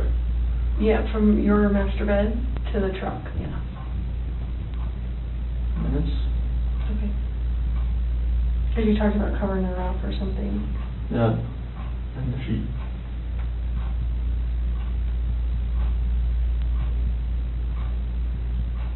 Is there anything else about anything out here that has stuff that you've left in certain spots, or you sure their blankets and toys aren't going to be in there as well?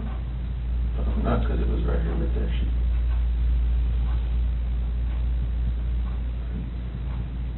Can you do me a huge favor and just write your name on the bottom?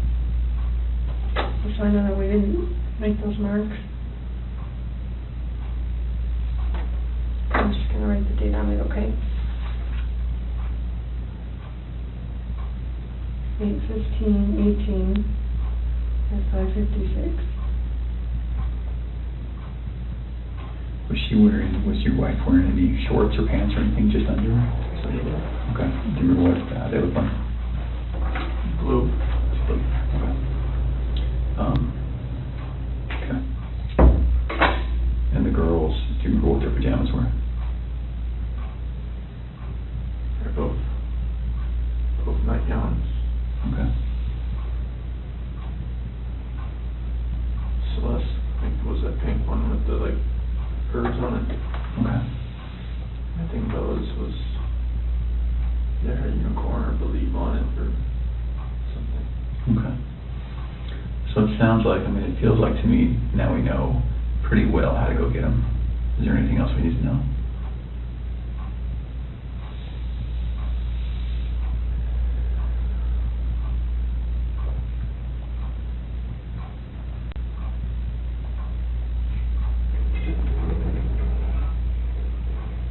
About how to get them? Yeah. Does someone have to climb up to the top and unscrew something and then lower something down to get them? They're like, it's just a hatch on the top, and they're like 20-foot tanks. How far down are they? Wherever the food level is in the tank, I'm not sure. Okay. What was it when you were there? I don't know, Okay. I wasn't looking for that. Okay. All right. You may go out there or no? I don't think so. Would you prefer not to? I didn't know if you needed help getting there. Yeah, I don't know. I think once we got that picture, because we didn't really know how much about the location that the other police officers knew, but it sounds like they knew somehow right how to get to 319. So, and I think that's how they got that picture.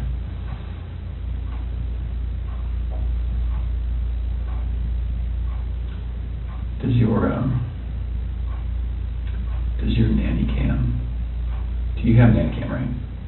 It's a monitor. Baby monitor. Is it a video one?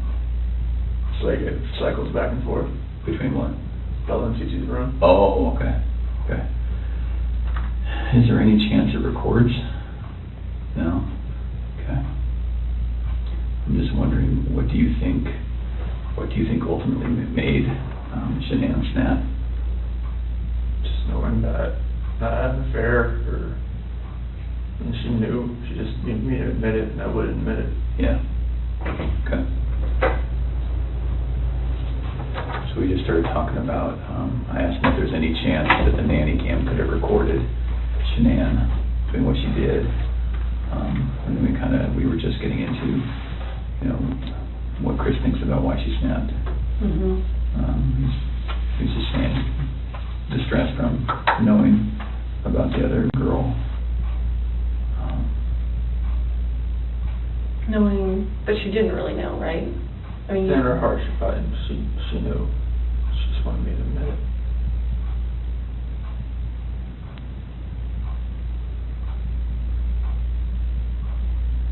Can we talk about a couple tough things? I think we need to get it out of the way and just really get it out, just to make sure you have every chance to explain exactly what happened and we have every chance to ask questions. So the conversation happened. You go downstairs. She's still upstairs. And then you see what? I hear just commotion upstairs, just like little noises like that. Okay. Didn't think anything of it.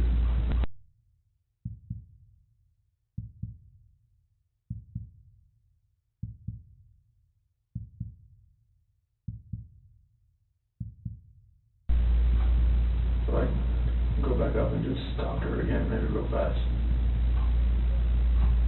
And go into their room, her master bedroom. She wasn't in there. Okay. You went there first? Yeah. And why did you go up again? Just to go up and talk to her again. Okay. So it's not as though that noise made you run up, you just stopped? No, I didn't. Okay. Didn't. Okay. Anything to register with me for that. I just looked in the monitor and it was on Bella. And where is the monitor? Where's the screen that you look at? Is it up or downstairs? It's upstairs. Oh, okay, so you go upstairs, look at the monitor. Yeah, everything's right beside the bed. Oh, your master bedroom. Okay, Yeah, all right. beside the bed. So she's not in her bed. It's still right there. Okay. She went to look at it.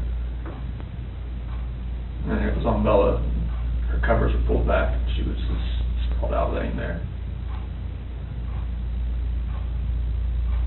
And then it cycled over. So they got 3, 4, 5 second interval between when it cycles from room to room. And it cycled over to Cece's room. And that's when I saw her on top of her. That's when I ran in. Okay. So can we talk about, again, it's very, very hard to talk about, but it's good to make sure that we understand. We don't want anything to be incorrect or inaccurate or anything like that. Was your wife on top of Cece? What did that look like? I mean, was she straddling her? Okay. And where were they? In the bed. On the bed. And so your wife was on top. Was she doing this? That's when I was walking up from the back. Okay. So you saw from the back? Yeah. Okay. But she was doing this? It looked like it was like this. Yeah, okay. And then was Cece face up, face down, what? Off to the side. Oh, she was laying on her side? Okay. And that's when I pulled her off. And okay. She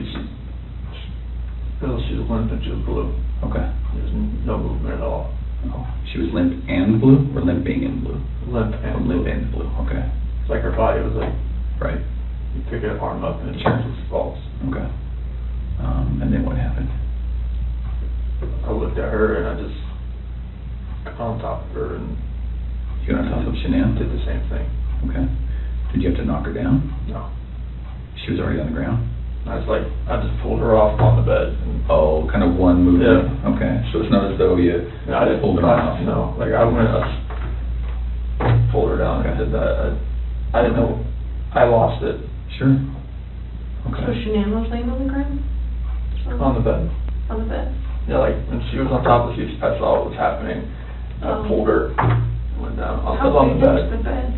What kind of size is it? Full, clean, you know? I think it's it's probably a queen of some sort. Okay. I have a picture of it somewhere, I think.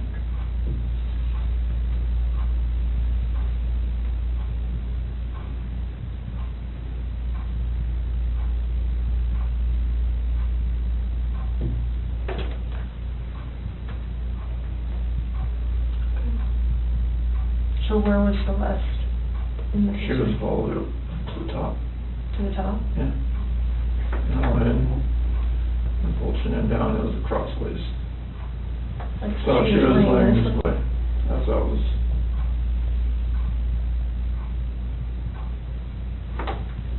Okay. Well, that's key room. Mm-hmm. So then, is this picture as you're standing in the doorway to go in? What is that? Is that where? Okay. And then, so were they closer to this side or this side? Cece usually sits in the middle. Okay. And then, so your wife was right on top of her. You could just see that. And then, did you pull her this way or that way, or? So I looked where her head was on this side. Right over here. Yeah. On the left as you're looking at it. Okay. Did she put up a fight? I lost it so much that it didn't feel like she did. Okay.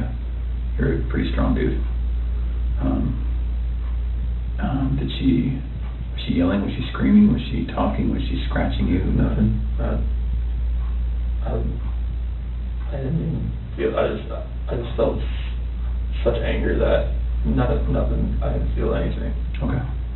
All right. Like if she did, nothing's on me. Was it quick? Was it slow? Was it? I was so numb, it felt like it was over. Fast? Over fast? Okay. Felt like Is it possible her neck's broken? No, so. Okay. I've never broken a bone, so I don't know. Okay. All right. Was it a choke like this, or was it like a headlock? A choke. Okay. All right. Can you put your hands out like you had your hands? Like that. Like that? Right. And your wife, you saw her with one hand or two hands? I just kind of from the back, I couldn't really tell. I don't know, she was on top of her. And the monitor's not like color, it's black and white. Nighttime, it's black and white. Okay. When it's dark. So you went up the stairs, right, to talk to Shanann again? And then, did you think it was weird that she's not in the room where you left her? So I walked in and looked around and saw the monitor and I saw Bella. And then switched over to Cece pretty fast, and that's when I saw that. Did you have any inkling that between the time that you finished the talk and the time that you found Shanann choking Cece, you had no inkling she was going to do it? Sure. We both love those kids more than you know. Okay. I mean, people in my family have always said she's unstable. My friends have said she's unstable, but I never would have thought in a million fucking years. Who says she's unstable? My family, my friend Mark, people that have seen her around me. I don't want to make a bad picture of her. Well, it doesn't look good, I'm not gonna lie. It looks actually pretty bad. Is it possible that when we get these girls, you know, Bella, Cece, and Shanann, is it possible when we get them that we're going to see anything other than the cause of death being her hands? No. Okay. And what I mean by that, and I should be very clear, is that it's some of it's hard to believe that your wife did it. I know. Right? You can imagine that. I know. Okay. So is it possible that maybe she did one, and then you got Shanann, so you did to Shanann what she did to one of your daughters, and then you had to just do it to the other one? Okay. So is that's not what happened? No. Okay. Is it possible that, is there any other way where we might see your hands on the girl's neck? No, Lord, no. Okay. And you know what I mean? Because when we find their little bodies, I know. we're going to see the diameter of someone's hand and someone's fingers, right? So is it at all possible we're going to see yours? Okay. No. All right. And I know it's hard, and I know you're probably getting angry at my question, but we have to ask. Okay.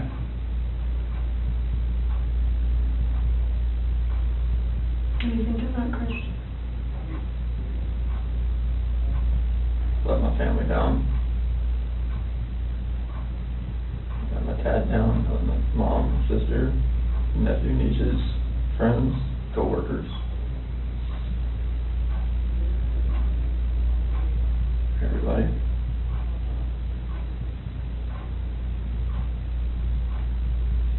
Can I ask you another tough question? And just get it all on the table. When you see Shanann choking, strangling Celeste, and you get her off of Celeste, did you think about calling an ambulance? How come? I see you laying there blue and limp. I mean, I've never seen something like that in my life. I mean, she just like lay over, like nothing was moving at all, no gasp of breath. So, She was totally just blue. So Chris, doing this job for a long time. I know.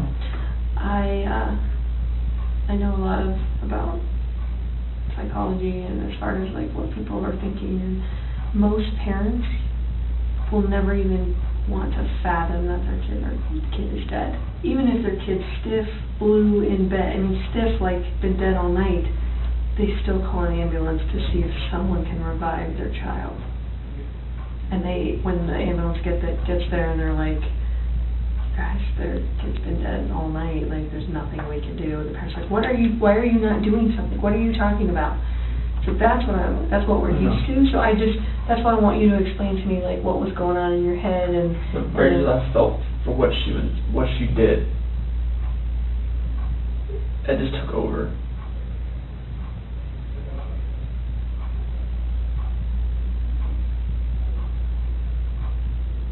But do you see that? I kind of understand. I see where you're coming from. Most parents would still try and call. I see where you're coming from. Yeah.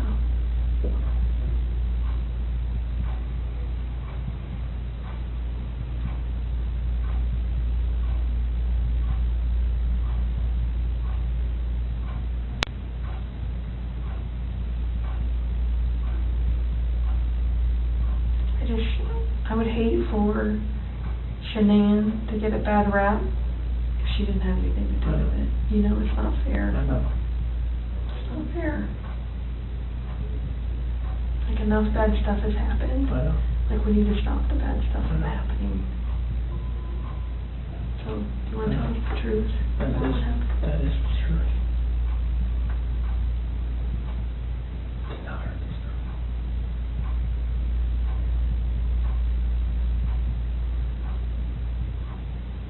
I want to make sure.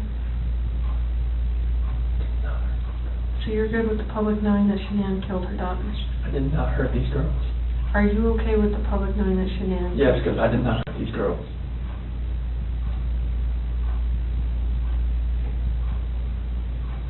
Chris, I'm not sure I believe you.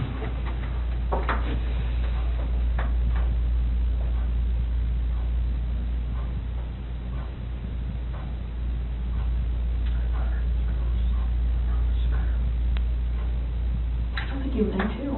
I don't think you meant to. I didn't hurt them. You didn't save them either. You know? I know that. I know that. So that doesn't make sense either. None of this makes sense. Nothing like why she would be there. None of this makes sense.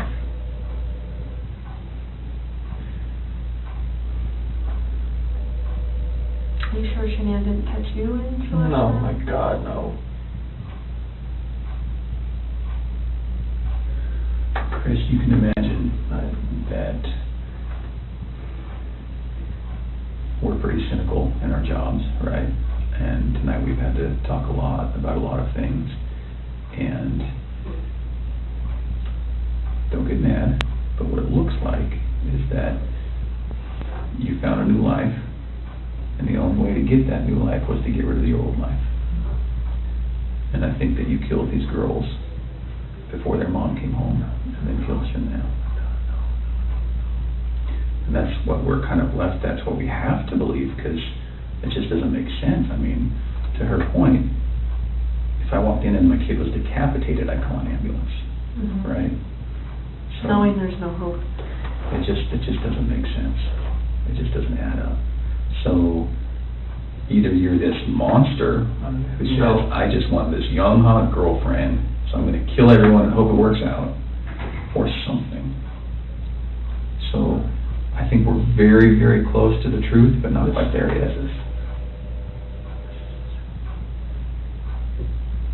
So if you're not that monster... I'm not a monster. I didn't kill my babies. Okay.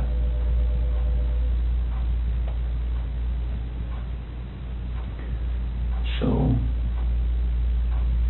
tell us what actually happened. I told you what happened. I know, but, you know, we're getting later into the day. We've done this a few times, and we talk, then we show you a little bit of what we're working with, some evidence and facts that we know, and then we kind of get our way to the truth. So the truth. Okay. Everything I've told you. Truth. So what's going to happen when their cause of death comes back to you, for the girls? It's not going to. Okay. You sure? I'm 100% positive it's not going to come back to me. Who's it going to come back to? That was on top of Cece. Okay. What do you want me to say? I just want the truth. That is the truth. And then what about Bella? Bella was laid out, sprawled on her bed. Okay. And I saw Shanann on top of Cece, so I ran in there. Okay. And what happens when a coroner looks and says, sees your fingerprints on her neck? It's not going to be my fingerprints. Okay. What is it going to be? It's going to be Shanann's. Are you sure? Well, we don't know about Bella, right? We don't know about Bella. It's just, I didn't see Shanann on top of her. Okay. That's the commotion I heard upstairs. Yeah. I'm assuming. Okay. Why take their bodies out of the house and bury them? I was scared. I didn't know what else to do. Okay. Nothing was gonna, I didn't know what to do. Yeah. I honestly didn't know what to do. Scared of what? Scared of what everything was gonna look like. My two babies were gone, and I just did that to my wife. And I was the only one left in the house. What do you expect is gonna happen? Yeah. It did look bad, right? It looked, I mean, this was a nightmare. Yeah. Okay. I just think as many problems as you've had with Shanann, at the end of the day, she seemed like she was a pretty good mom, right? I was a pretty good dad as well. You never really know a person until you don't know a person.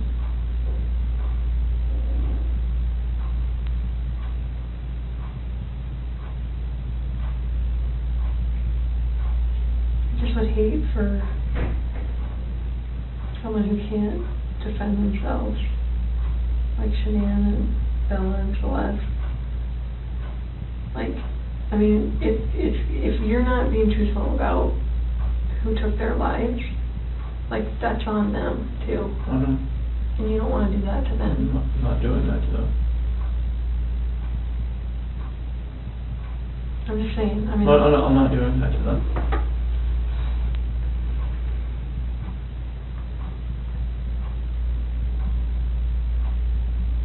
I do think you were a good dad. I think Shanann was a good mom.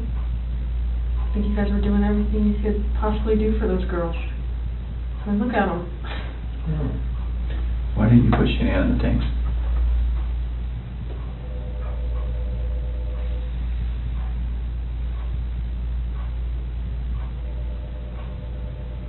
I didn't know what else to do.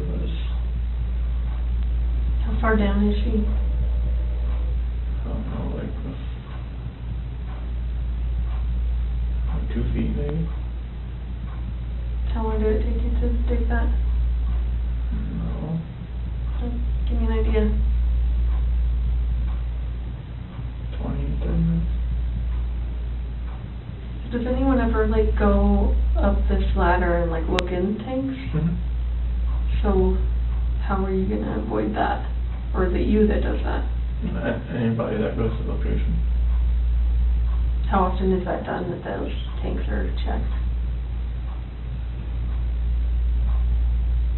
Depends if they're making enough oil or whatnot. I mean, once a week, maybe. So do you want someone to find them? I didn't know what else to do. That was the location I was going out to that morning. Anyway. And I didn't know what else to do. So you weren't thinking that far ahead? No. Okay.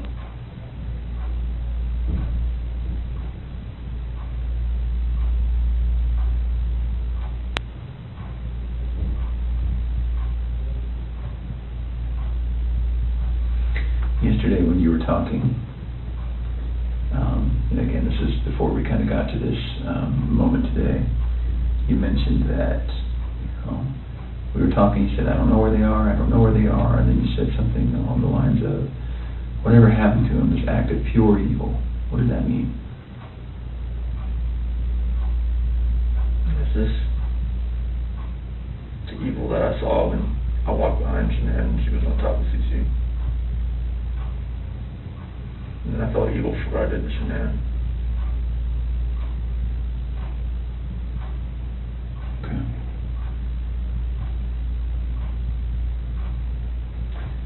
So, one other thing that doesn't make sense to me is, well, I don't know.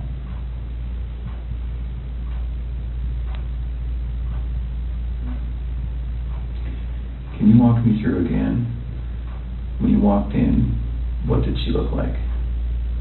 What did Shanann look like? All you saw was her back. Was it the same shirt that you buried her in? Same underwear? And then was she wearing pajamas? Shanann? Yeah. No, that's what she sleeps in. Oh, she sleeps in her underwear. Okay, and no pajamas, no shorts, nothing like that. So then, when you grab her, just as is, that's how she gets to the truck, that's how she gets to the site. Okay. So did Shanann ever go to bed? Like when I put her back in the bed. No, like when she got home. Did any of that happen where she got into bed and then you woke her up at 4? Like, is all of that true? Because it looks like there's some purchase of some hair care products at like 2:30 in the morning. Do you know about that? Hair care products? And her credit card was denied? No. You said you don't really use the credit card, so probably. My credit card, no. Would you have bought hair care products at 2:30 in the morning that morning? No. Did she get mad at you because there's no money when she woke up? Like, was that part of the... This is the first I've heard of that. Okay. As far as hair care products and the card being denied. Okay. And I'm not lying about that, that's why I'm asking. That is something that came up. Is there any reason she would have a black eye, Shanann? No. Not from a slap or a punch or nothing like that? Never. Okay. Punched her or slapped her. Is there any reason she would have a stab mark on her body? No. Okay. And no other reason for death? Coroner's not going to find rat poison in her stomach? The only way that she died, she was living, breathing, and wasn't living, breathing after your hands on her neck. Okay.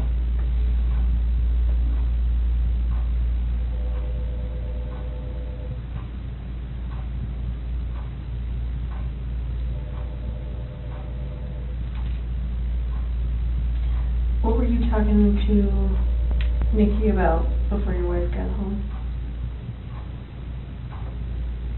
Before she got home? You talked for like several hours. I think our day when we talked a lot. conversations, and just random conversations. We talk a lot. Does Nikki know about any of this? Seriously. Well, she doesn't know, like, I mean, she knows, like, from the news and everything like that. Mm-hmm. Anything else? You can share with her anything? Does she know your wife was pregnant? She does now, and I told her that. She didn't know at the time? How come you didn't tell her? So I was scared too. Felt like, you know, like she wouldn't even like gone on a date with me, and she knew that, so it was... Did she know you were married with kids? Yes. Okay. But just not pregnant? Yes. I told her that, you know, like, we had actively tried before we met. Oh, try to get pregnant. Okay. So she knew that. You can imagine that when we go talk to people going forward, everyone's going to try to distance themselves from any of this. Yes. And so if what's going to happen when Nikki says, no, it was our plan to kill everyone and run off together? She's not going to say that. Okay. We were going to talk to her. Absolutely. We have to.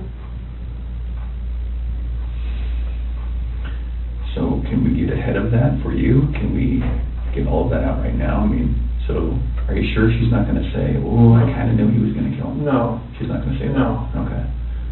And she's not going to say, boy, we were making plans about buying a house or an apartment. She going to say that? No, like, You and Nikki? like, once I had my own place, like, we could, you know, like, hang out more. Okay. So after the separation, after that dust settled, then you would have availability to go see Nikki. You guys had talks like that? Yeah, I mean, like, she generally liked me. Okay. Please don't put her name out there in the news, though. She's been through enough in her life now. Stuff like that we never try to put out. But I just know, like, the press, if they got wind of an affair, they would drag her through the mud. I don't want that. Yeah. We're certainly not going to try to make that happen. It's vulnerable in any of this. I know this press finds ways. That's everything.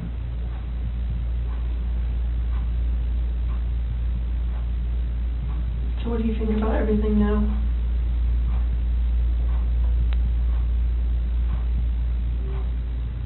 Do you feel sorry for what you did?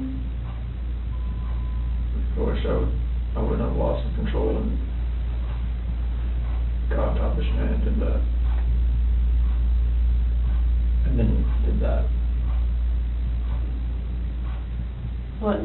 Took them out to the website? Yes.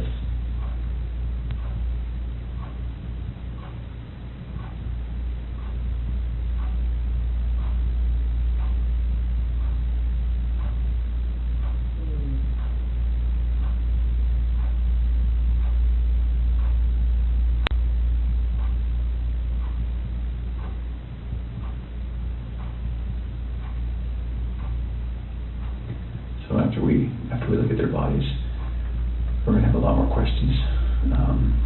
Things are going to be different then, but if you're willing, we'd love to talk to you then too.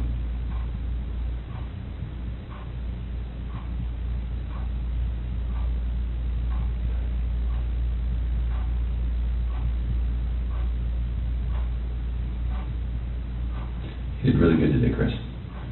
Really good. I think you had about 24 hours of just a hellish nightmare thrust upon you, and you know, you certainly did what you did, but I think you took a lot of steps to make it better today. Sorry I left you last night, and sorry I lied to you today. Not okay. I thought you were here for a reason. Well, there's a reason why I came in, because there's a reason why I didn't come in with a lawyer either, so it's like, and it's gonna happen, so. I appreciate that.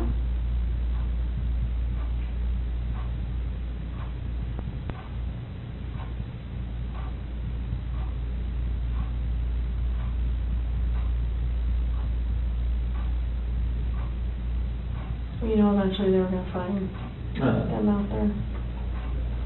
So, I mean, it was kind of inevitable, and then you would have just been sitting at home waiting for that moment to happen.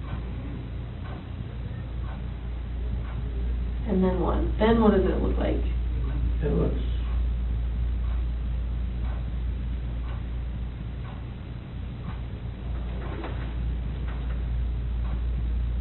probably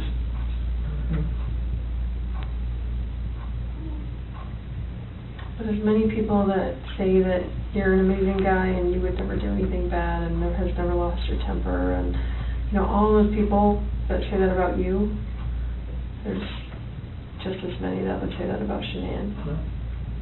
So we're going to struggle with that for a while. I'm struggling with it right now, I'll be honest. I know you are. I'm a mom. Anybody would. How do we prove best that Shanann did it?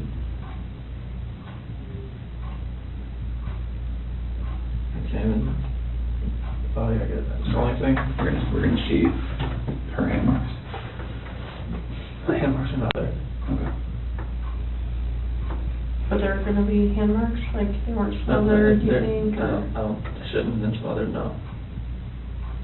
And Bella, I don't know, but she was on top of her, and her head's inside. And there was no pillow on top of her? I didn't see you on the camera off. Didn't see one on top of her, no. Why were there sheets in the trash in the kitchen?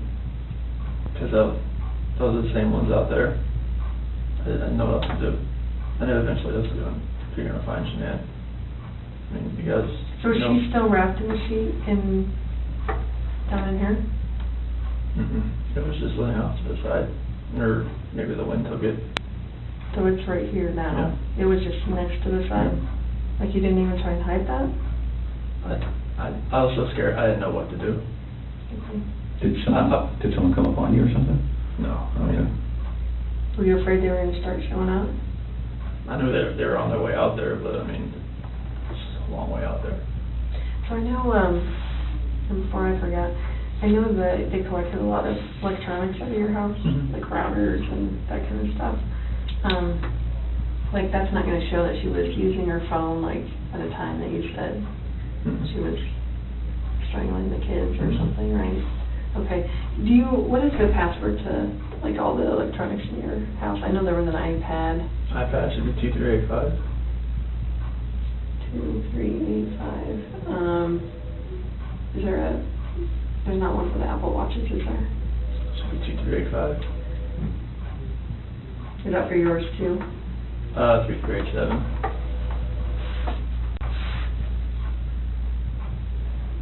I'm sorry, what was yours? 3387. 2387. And what other stuff do you have? Is there a router? Like, is there a password for that stuff? Shiny Chair 6. Came with the router. And spell it for me. SHINYCHAIR 6. Number 6. Like that. Shiny Chair 6? Yes. Okay. And then what else was in there? Is there a desktop computer? Yeah, that one, if it has a password, it'd be 428-4915, capital S, lowercase w. Okay. And what about, is there anything else in the house as far as electronics go, tablets? Well, the iPad's the only real set. The other ones are the kids' stuff, but they're just like Amazon Fires or whatnot. Okay. And you have an iPhone what? Which one? Is that your personal one? Yes, iPhone like 7 Plus or something. What's the password to that one? 3387. And what about your work phone? Same. Is that this on here? Then obviously Shanann had an iPhone, right? And what was her password? So it changed to 013119. What was that password? The due date the next day. Okay. Nikki told me that one. Nicole told me that one. Okay. Try this to me, Nikki's my fault. Yeah, we noticed that. It was getting us very confused. So no other electronics. What about the Echo? Does it have a password? If it does, I don't never knew if it did or not. Okay. You just say Alexa and it starts listening. Oh, it's an Alexa. Is it that an Echo still? Yeah. Okay. Yeah. Okay. The product's called an Echo. Okay. Any other ones that you can think of?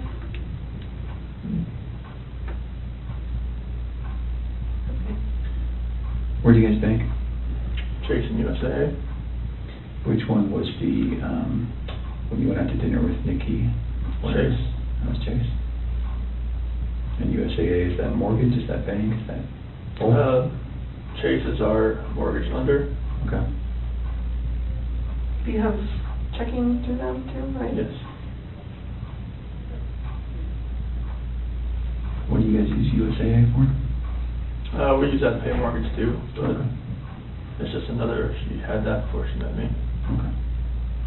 And then the accounts that you had personally, beyond all of this? Mm-hmm. Okay.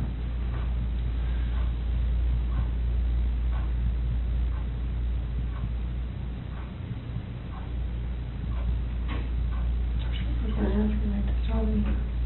Drew a blank.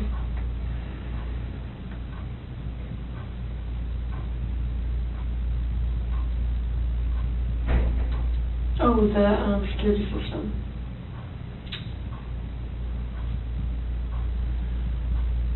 There's Vivint, right?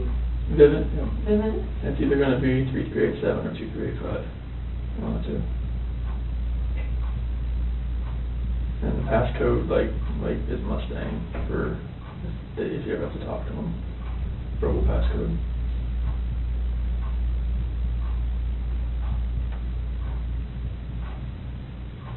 And then what email is associated with that? ShenanWatts@gmail.com.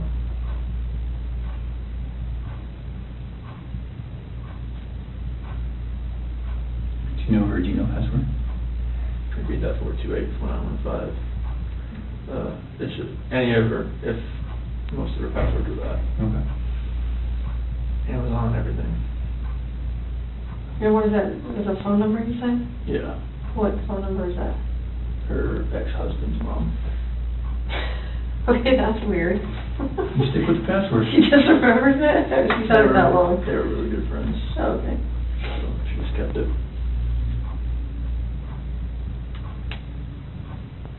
Do you have any other questions for us? Can you use the bathroom? Yes. Of course. We do need to do one quick thing. Now that we know what we know, we're going to, I need to check that you don't have any weapons on you or anything like that. Do you have any weapons on you? No. Okay. We'll do that. We'll go to the bathroom. I'm not going to go in the stall with you, but I'm going to go with you. And then we'll come right back here and we'll make a decision about how the rest of the night goes. All right, so you might stand it up so I can check it. All right.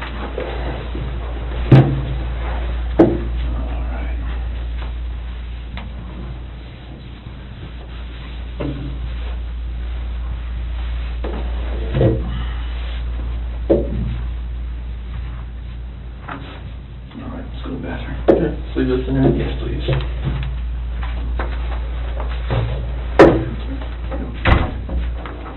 Yeah, that way. There you go. Take a red.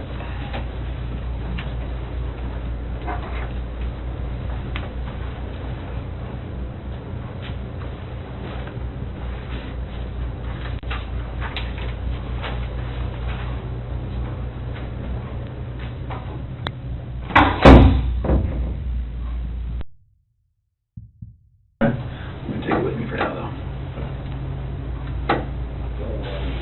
And then just for everyone's protection, I'm going to leave that recording. Okay. Glasses? Yes.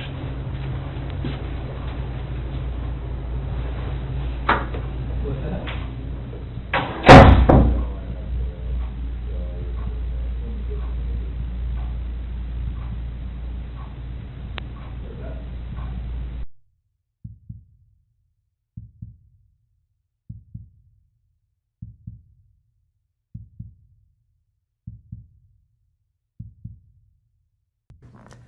I'm Cindy Watts. Ron Watson. Thank you. And I have authorized you to make a statement to the court as paternal grandparents of the children. And if you choose not to make a statement, but your designee, Ms. Powers, chooses to, she can do so as well. How would you like to proceed Can I today? read that? I want you to start, but I would like to read Who's that. going to be speaking today? Your Honor, initially, they've asked me and they're hoping that they have the strength to speak, but if they do not, they've written out their statements and asked me to finish for them. So That would be fine. Who would like to go first? if I could start, Your Honor. On behalf of the Watts, Your Honor, and to the community, we thank you for the opportunity and the recognition under the Victim Bill of Rights. We come today as the grandparents and the parent of the daughter and children whose life was taken in this case. We are not here to ask for leniency. We are not in any way condoning or tolerating the crime that has occurred and the pain that has been caused.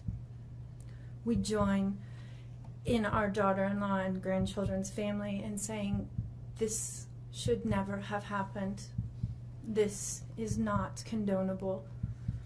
This is something that we will never get over.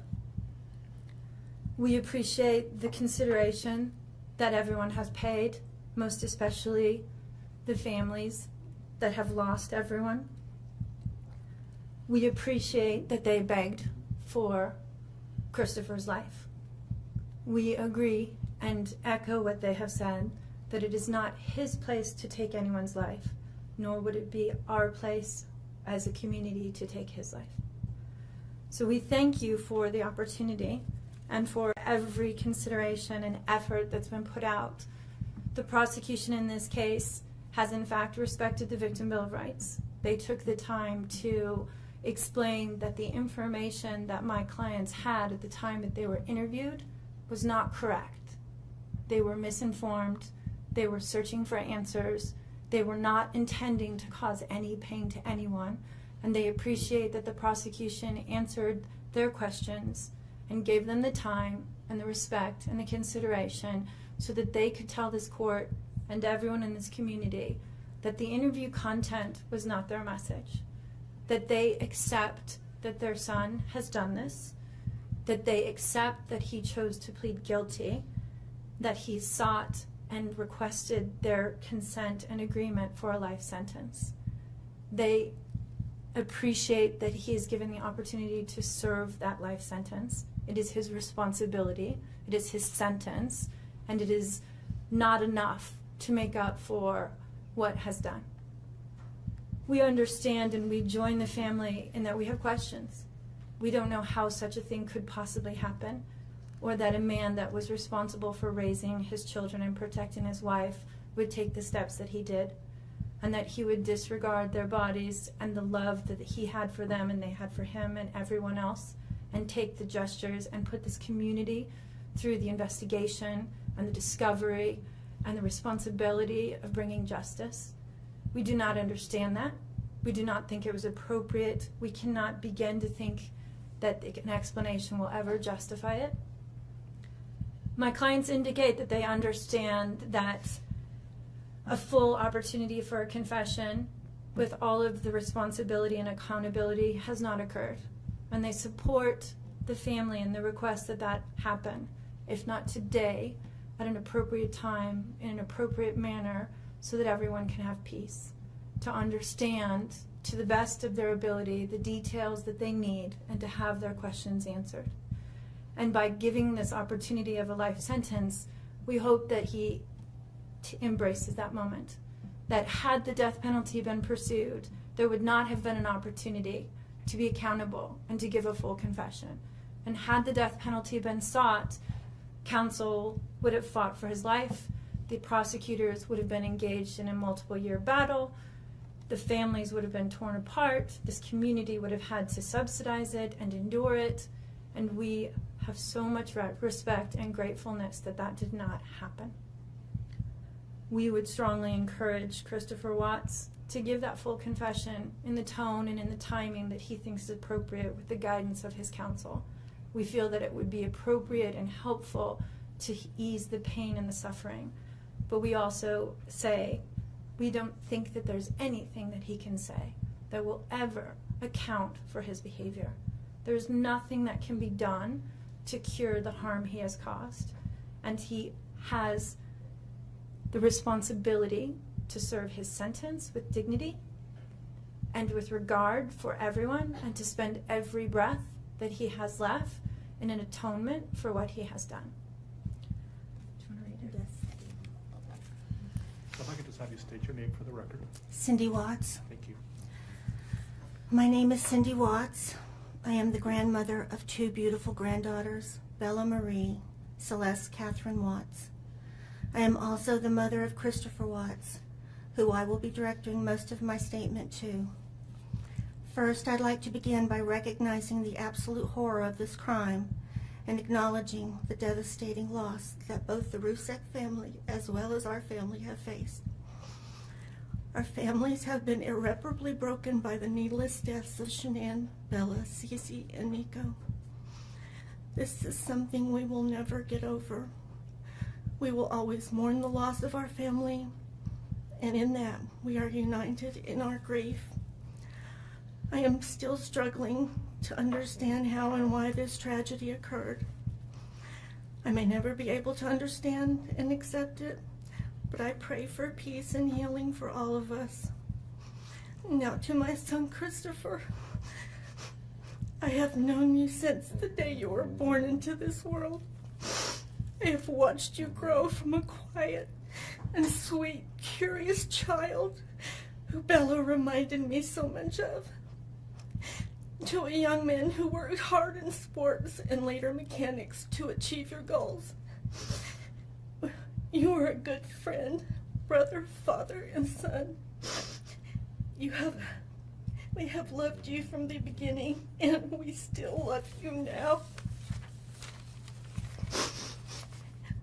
This might be hard for some to understand, how I can sit here under these circumstances and tell you, although we are heartbroken, although we can't imagine what could have led us to this day, but we love you.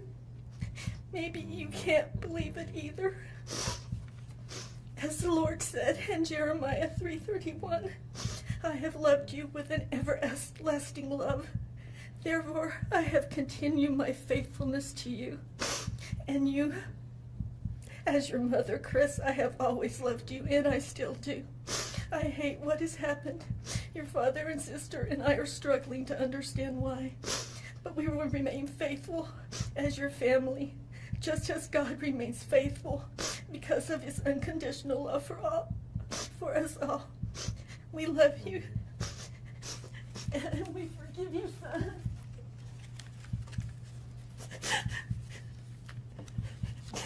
Thank you. Judge, if I could read Mr. Watts' statement. Yes. My name is Ronnie Watts, and I am the grandfather of Bella, Celeste, Nico Watts, and I am the father of Shannon. I am the father of Christopher Watts as well. And one of the most important things I've done in my life is to raise my children and to watch as they started their own families. I spent many years coaching Little League and talking to my son, taking him to the races, and sharing my love and knowledge of cars with him. He was just as involved with his girls. I believe he loves his girls. I know he does. This tragedy has impacted my family in so many ways. Beyond losing my precious grandchildren, our beloved daughter-in-law, we are forced to question everything. We still don't have all the answers, and I hope one day, Christopher, you can help us. Chris, I want to talk to you as a father and son. You are here today accepting responsibility, but I want to tell you this now. I love you. Nothing will ever change that, and I want you to find peace, and today is your first step. The Bible says if we confess our sins, God is faithful and just and will forgive us. Chris, I forgive you, and your sister forgives you, and we will never abandon you, and we love you. Dad. Judge, thank you for the opportunity to address the court. Just wait. Hi guys, say What's hi going Bella. We gotta get you dressed, kid. I Look know, what Bella's right? eating. Bella's eating some of the ingredients. She got a nice little bowl of chocolate chips. Look at that. What is that, Bella? Can you show them? What is it? Is it chocolate? Is it chocolate? It's chocolate mini morsels, right? Yeah, good job. So she's been eating my peanut butter and the chocolate morsels so far today. So we're gonna let a few more people hop on, and then we're gonna get cooking here, and we'll explain to you what we're cooking up over here. So, Yeah, welcome to the 12 days of Christmas, Lavelle Day, and even though I like to claim that I could probably cook, I can't at all. So I'm gonna let my wife do all the cooking. She's gonna make up some Thrive Bites for us. and I'm gonna go wash my hands real fast. Uh-oh. She's gonna leave me here alone. Oh, we got some people joining. Bella, look. Got people looking at us. Say hi. Wife's gonna be making up some Thrive Bites here in a second, so make sure you hop on and join us for the 12 days of Christmas. Bella's got some chocolate chips. I need a Lavelle apron. All right, guys. Hey, Michelle. Hey, Amanda. Bella's showing you what she's eating. She's eating the ingredients. She's been eating the ingredients since I've been getting them prepared, so. So we're gonna make Thrive Bites today. Chris didn't want to go on live doing it because he didn't want to mess anything up. Not that you can mess anything up with Thrive Bites. It's so simple. Except for today, we're gonna double the recipe because we love the Thrive Bites. When you are craving something to eat, or junk food or whatever, you just pop a Thrive Bite and it fills you up, and it's really delicious. Thrive Bites, right? Good job, Bella. My little helper right here. Thrive Bites. So today, I will post in the feed the Thrive Bites. Bella, shh. Will you turn it down for me, please? So I'm going to post in the thread here today on how to make Thrive Bites and the recipe. So basically it calls for 1 packet of your lifestyle mix. Now you can use any flavor. I'm going to use vanilla here today. And hold on, honey. It calls for a cup of oats, a 1/2 cup of peanut butter. Hi, Bonnie. Hey, Corey. Look at Bella. A 1/2 cup of mini morsels. Now, I'm doubling the recipe, but still want to keep the calories down, so I'm only going to still do a 1/2 cup of mini morsels. It does also, you can add anything into it, like coconut, peanuts, walnuts, whatever you want. It's up to you. You also add a 1/3 cup of honey, a 1/2 cup of ground flaxseed, and a teaspoon of vanilla. I don't know if I mentioned peanut butter, but also 1/2 cup of peanut butter. Again, I'm doubling the recipe, so everything I'm doing here today is going to be double. Hey, Madison. Take care of my dad while he's there with you this week. All right, guys. Sorry. So first, I'm going to add my oats. These are so good. We can't keep them in the house. So then I added, the mini morsels. I add the ground flaxseed. So I always add all of the ingredients. I'll just add the rest of Bella's. I add everything that's easy to mix. And so I'm gonna pour our premium lifestyle mix in a cup so you guys can see the consistency. It is micronized. It is fine. Very, very, very, very, very fine. Hey, Christine. So if you guys, probably can't see that way here.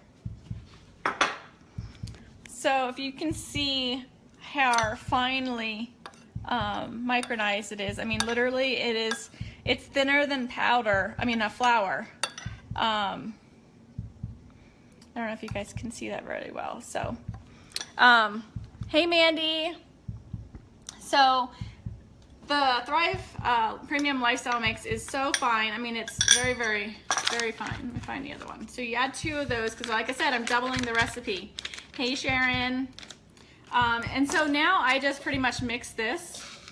And then I'm going to add the honey, the peanut butter, and the vanilla. So look at this so far. Hey, Sarah. So look at our little fried bites so far. They're no bake, super simple, super delicious. Like I said, like I'm going to Punta Cana in February, and I need to continue to, where'd Bella put my spoons? Hold on, guys. I think she took my, hold on.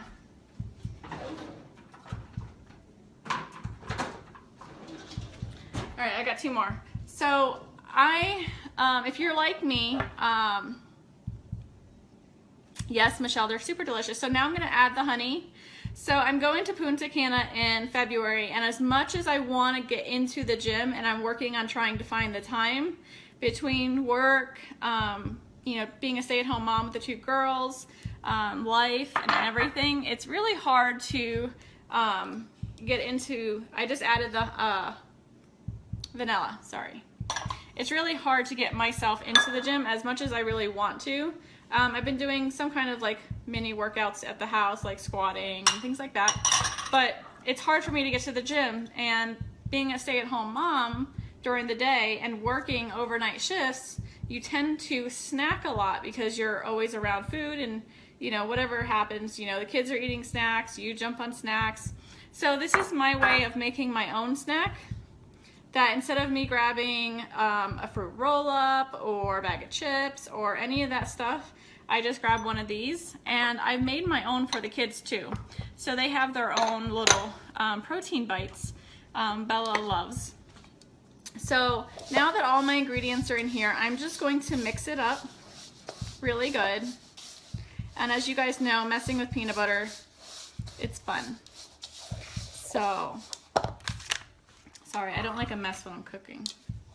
Not that I'm cooking. I know, Bonnie. So Bella does squats with me at the house because, you know, we all gotta work up the backside, right? So I am doing squats at the house, and it's super funny because she tries to do them with me. And so here comes Cece, the sumo wrestler, doing squats in my living room because she literally looks like a sumo wrestler when she's doing them. Yeah, Mandy, so that is my favorite side effect. And you know, the thing is, it's not a weight loss company. And as you know, I use you as an example because you are super skinny when you started Thriving. And so like, it's not a weight loss company, but you know what, with anything you can do, you can manage your weight, you know, with just the small things that you do with cutting out junk food. Like that's what has happened with me when I started the Thrive experience, is I no longer crave a lot of the junk foods as I used to crave. And being lazy from, sorry, I'm getting another spoon. Some of the, you know, filling in your nutritional gaps and craving more water, which is all I used to drink before, but I really crave a lot more water now. And on top of that, like I'm literally eating better. So that's really huge. You know, you got to take care of your body. You got to eat better. I'm changing the spoon because of the peanut butter. Hi, Carrie. So we're making mini Thrive, or not mini, but Thrive bites here. So my hands are washed. Sometimes, you know, when you're in the kitchen, you just stick your hands in there. With the heat of your hands, it helps to melt the peanut butter a little bit, and so it kind of makes it easier to manage, so to speak. And then we're just going to literally roll these into balls, whatever size you like. I like to do them in like little minier sizes. So, and I'll kind of demonstrate here. Let me get this.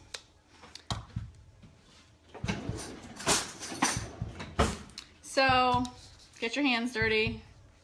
I take about a teaspoon size. You can see that. And, you know, just pinch it into a ball. And so that's how big I make mine. They're probably a size of a quarter in round. Carrie, they're super delicious and very healthy for you too, except for the fact that they have little mini morsels in them, but I cut the recipe in half when it comes to the mini morsels. And then you can be creative. You can use the strawberry shake with it. You can use the apple pie and create it into like an apple pie little treat. I love the peanut butter because everyone in this house loves peanut butter and I can never keep it on hand. So it's been really good. Like I said, the girls love them. I don't use the Thrive Lifestyle mix for the girls, but I make them their own little mini bites so they feel like they're getting a treat with us too.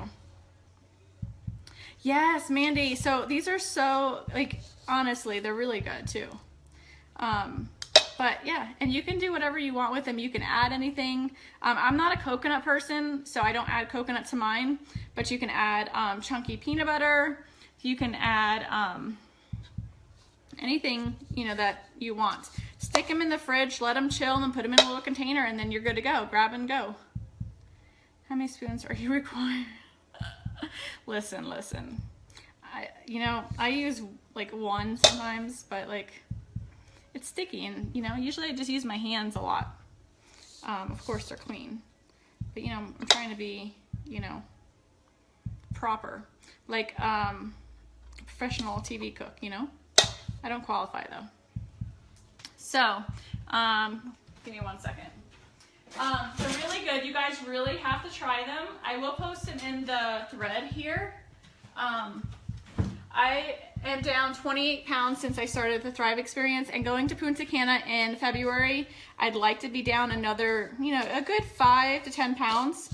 And so this is a really good way for me to do that. And I'm gonna show you kind of what they look like.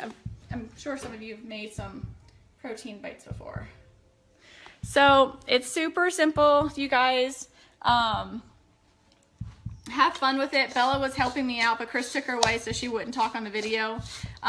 Incorporate your kids, like make something for them. Like, and this is super fun. Bella likes to roll these with me, and she does a really good job with it. And it's interaction with your children too at the same time. So that's pretty much it. I'm gonna finish making these, and then I'll come back on later and show you what they look like when they're all done, even though they look the same, just a little firmer. So you guys have a great day, and I'll post the ingredients so Michelle, you can go ahead and continue shopping when you're at Walmart today. All right, guys, have a great day. These are great when you have an afternoon slump of work. Yes, so good. And you know, honestly, like I eat them throughout the day, and they're really good snacks for when I work overnights, because when I work overnights, I tend to snack on a bunch of junk food, like things that aren't good for you. And so these have been really good supplements instead of doing that. So instead of a bag of chips, I'm eating some Thrive Bites. All right, guys, have a great day. This matter comes on for a first appearance. Mr. Rohr, correct me if I'm wrong, but formal charges have not been filed yet? That's correct, Your Honor. The defendant was arrested. Formal charges have not been filed. On my calculation, I believe they would be due to the court at 3:30 on Monday afternoon. Thank you. Mr. Mercer, anything you would like to say about that? Not regarding that issue, thank you. So the court has reviewed an affidavit in support of a warrantless arrest. The court has found probable cause for the arrest. Specifically, I see that Mr. Watts was arrested for 3 counts of first-degree murder, each a Class 1 felony, and 3 counts of tampering with a deceased human body, each a Class 3 felony. Again, these are only charges that are named in the affidavit in support of a warrantless arrest. It's the district attorney's office who will ultimately decide what charges, if any, are going to be filed. And Mr. Mercer, would you like me to advise your client of his rights pursuant to Rule 5? Yes, please. Thank you. So, Mr. Watts, I would like you to listen carefully to the rights that you have, okay? Thank you. And so first, you don't need to make any statements. Any statements you make can and may be used against you. Do you understand? Yes. You have the right to counsel. Do you understand? Yes, sir. If you are indigent, you have the right to request the appointment of counsel or consult with a public defender before any further proceedings are held. Do you understand that? Yes, sir. And Mr. Merson is the head of the Public Defender's Office, and he is going to represent you today and potentially in the future. You understand that? Yes, sir. Okay. Any plea that you make must be made voluntarily and not the result of undue influence or coercion. You understand that? Yes, sir. Right now, charges have not been filed, so this is a limited advisement. I intend to bring you back next week once formal charges are filed on Monday, so I can give you a full advisement. But I will tell you that at this point, the court is not authorizing any bail. Once I know what the official charges are that are filed by the district attorney's office, I'll inform you the nature of the charges. If charges are filed, you have the right to a jury trial, and you have the right to demand and receive a preliminary hearing within a reasonable time to determine whether probable cause exists to believe that you committed any of the charges that are filed by the district attorney's office. Do you understand that? Yes, sir. I believe that your lawyer has filed about 16 or so motions on your behalf, including a request for a preliminary hearing. Do you agree, Mr. Merson, that that time period, that 35 days to have a preliminary hearing, doesn't begin until your client appears in court next week once formal charges are filed? I agree. And I have not seen, correct me if I'm wrong, a proof positive, presumptive great written motion by your office. Not at this point, Judge. Okay. Okay. And so would you like me to further advise your client of any additional rights? No, thank you. Mr. Rourke, what kind of conditions, if any, are you requesting for the protection order given the circumstances? Judge, I'm going to defer to Mr. Wren. Mr. Wren? People are simply asking for the standard protection order under Title 18 at this point, given the deceased nature of the victims. And I assume based on the no bond hold, the issue of possessing or having access to or control over a firearm or any ammunition is a non-issue until and if bond is authorized. That's correct. Thank you. So, Mr. Watts, I am going to issue a protection order pursuant to Colorado Revised Statutes 18-1-1001. It's going to state that you not harass, molest, intimidate, retaliate against any witness involved in this case. Do you understand that? Yes, sir. If you were to violate this mandatory protection order, it's a Class 1 misdemeanor. Do you understand that? Yes, sir. And could we talk about some of them? I realize that things are happening very quickly. Motions were filed today. There hasn't been a lot of time to object or to file responses. Mr. Merson has filed a number of motions, some of which potentially may be time sensitive. My intention is for the parties to come back to court next Tuesday so I could advise Mr. Watts of his formal charges that are filed no later than 3:30 on Monday. So I'm not sure if I'm going to be requiring the prosecutor to file a response between now and Tuesday, or whether we can resolve some of these issues now. For example, the preservation of certain evidence, like police notes, handwritten notes, like touch DNA evidence, things of that nature. Your Honor, I think we can address some of these pretty quickly, but certainly not all of them. We would be asking for time to file a written response to some of them. Yeah, I'm just concerned about the time that elapses between now and Tuesday, and I want to make sure that the evidence that's being requested to be preserved is preserved. Understood. So, for example, can you, any objection for me to order that all law enforcement, both state and federal, that were involved in this case, preserve their handwritten notes? Any objection to that? No. So I will grant that request. Did you read Mr. Merson's motion with regard to touch DNA? I believe that was filed under seal, and I have not seen it. It was suppressed, so they should have had access to it. Gail, Christy, could we put out a copy for Mr. Wren? Again, I appreciate the fact that this happened very quickly, and so let me get you a copy of that, a hard copy of that, and then you can review it and let me know what your thoughts are. Is there an autopsy that's scheduled to be conducted in the near future? Not yet. It was a 16. 16? Yes. And while we're waiting, Mr. Merson, I noticed that... Actually, I'm sorry to interrupt, Judge. It was D17. D17? Yeah, sorry. So I see that your motions are numbered, but I'm missing 9 through 15. Yeah, I basically counted them and then started off there were some other people in my office that had filed those other pleadings and not numbered them. I just want to make sure I'm not missing something. I don't think you are. I think many of them concern the media issue. On the way over here, the deputies advised the court had already ruled on that. So to a certain extent, some of that is moot. But if we are going to take a D-17, in light of the fact that the affidavit is still sealed, I would ask that the court seal the courtroom and just allow the parties to argue that, because it will require me to talk about information in the affidavit. Well, why don't we give Mr. Wren an opportunity and let me know whether, without talking about the substance, whether he has an objection or not. It's really more putting the prosecution on notice than anything else. Why don't you read it first and let me know what you think.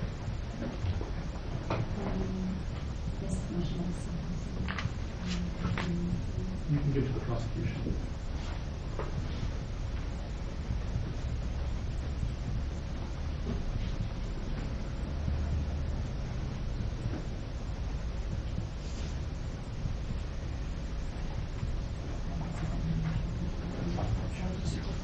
Steve.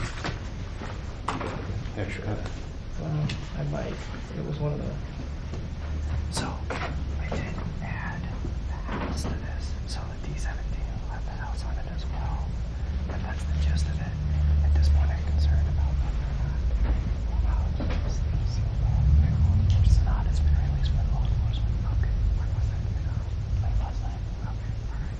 And I guess that part of the motion would be put at this point. Mostly concerns what's in this motion. So, okay.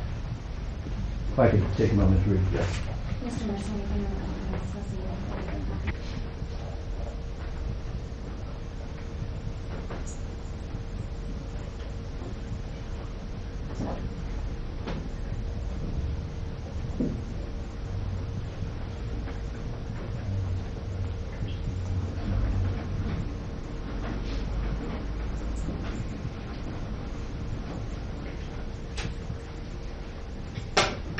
Mr. Ring? Thank you. I'm okay with continuing it. I just don't want there to be any time-sensitive issues between now and next Tuesday that we should have handled today. I think we need to address it today. As I indicated, Judge, at this point, there's not an autopsy scheduled or autopsies. I don't know when that might happen. I don't know if it would happen before Tuesday or not. With respect to this motion, and does the court want to address Mr. Mercer's concerns about clearing the courtroom, given the sealed nature of this, or may I speak for you? Well, it was I think it's based on the sealing of the affidavit in support of the warrantless arrest, and so it was your motion to seal. So if you think the reasons why you requested the affidavit to be sealed are going to be compromised, we could do this in camera. If you believe it's not, then we can talk about it publicly. I'm not worried about the compromising nature of the affidavit. I will tell the court and make a record that the prosecution has provided Mr. Mercer with a copy of the affidavit, despite the fact that it was sealed to the public. I am concerned about this being discussed in a non-in-camera setting. My concerns revolve around the issues I brought up and the objections to expanded media coverage. It's an ongoing investigation at this point. I have concerns about, what would be discussed and how that would implicate Mr. Watts' right to a fair trial and his due process right. So my request is that the court seal the courtroom so we can discuss this. Mr. Ray? Move that to the discretion of the court. It seems to me, based on everything I've heard, that the affidavit is going to be released at some point. It was the prosecution who requested the sealing of the affidavit. They're not concerned about this being compromised, the investigation being compromised. And so I think we can talk about this publicly. Mr. Wright? And when you say talk about this, are we still talking about yes. D-17, yes. Which was also filed under seal? Yes. So with respect to paragraph number 3, Judge, our concerns relate to the way this is worded. As the court knows, the pathologist goes through a very extensive process when conducting an autopsy, much of which is governed by statute. I think most of what he's asking for is standard procedure for an autopsy conducted in this jurisdiction and would be done. However, I have concerns about the way this is phrased in that it orders collection of trace DNA and touch DNA from certain areas of bodies that at this point we don't even have, frankly. Second, we don't know if that trace DNA is going to even exist if we have the bodies. So there's no way to order us to find something that may or may not exist. I think when I read the motion, it essentially is putting the prosecution on notice that at some point they may be in possession of exculpatory evidence, and it's their duty to make reasonable efforts to preserve that and ultimately provide that to the defense. And so I think they're on notice by the mere fact that we're talking about this, that Mr. Wren got a copy of the motion, and if this becomes an issue later on, we can litigate this, and there's some pretty significant sanctions for the destruction of exculpatory evidence. Okay, so that will be the ruling of the court. Your Honor, may I ask one clarifying question? Because the way that the motion is titled talks about the collection of touch or trace DNA at 2825 Saratoga Trail as well as during the autopsy, but the body of the motion does not. I want to make sure that Mr. Merson is aware that the home where the homicides were alleged to have occurred has been released by law enforcement, was released as of about midnight last night. So even as we stand today, we are not in a position to be able to go back in and collect trace DNA from that home. So I just want to make clear that, that the ruling of the court does not require us to do anything affirmative with respect to the home. And Mr. Wren advised me that the government is no longer in control of the home, so I'm aware of that. Thank you. Thank you. Thank you. With regard to the motion for protective order, essentially for nobody to speak to Mr. Watts other than his attorneys and investigators and support staff, I'm assuming there's no objection to that? Correct. You'll put law enforcement on notice on that issue? Yes. Okay. Any other time-sensitive issues that cannot wait until next Tuesday? Nothing from the people. Mr. Merson? May I just have 1 second? Sure.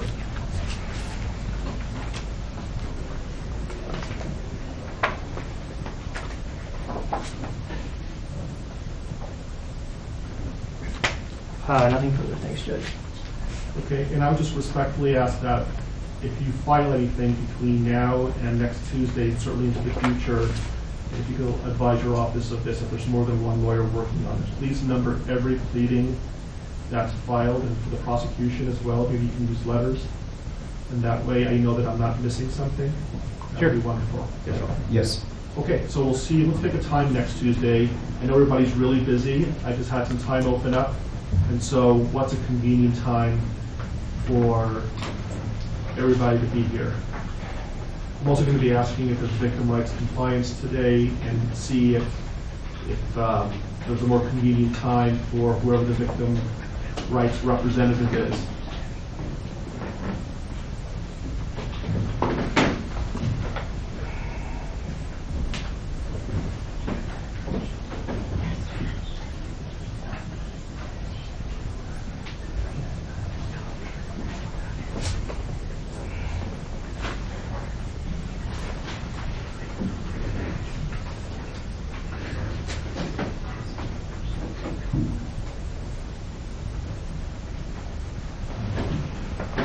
We have been in communication with the family of the victims. We are in VRA compliance with that, based on that effort.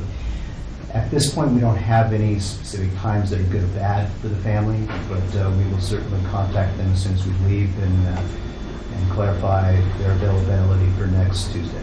How about the attorneys? What's a good time for you to be here on Tuesday? Anytime, Judge. I'll make it work.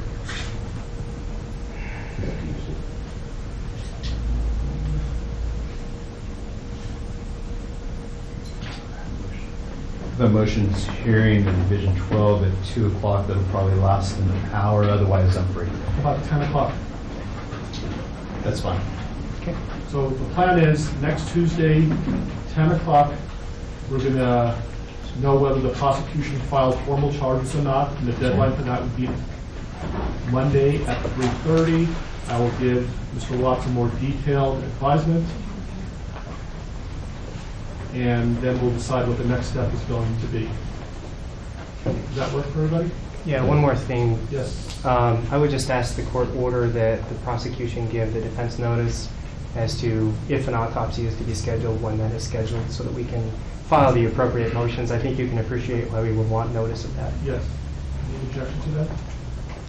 Not as to the notice issue. Yeah, I'm not going to be ordering that they, at this point, I'm not ordering that they be allowed to be present during the autopsy. Why don't we say 48 hours notice? Is that reasonable? Yes, and if I learn that information over the weekend, I'll email Mr. Mercer. Is that okay with you, Mr. Mercer? That's fine, thank you. They wouldn't do the autopsy over the weekend, though, would they? No, I don't believe so. They would? They're going to try to get it done soon. So 48 hours is probably not going to do it. Because they think they're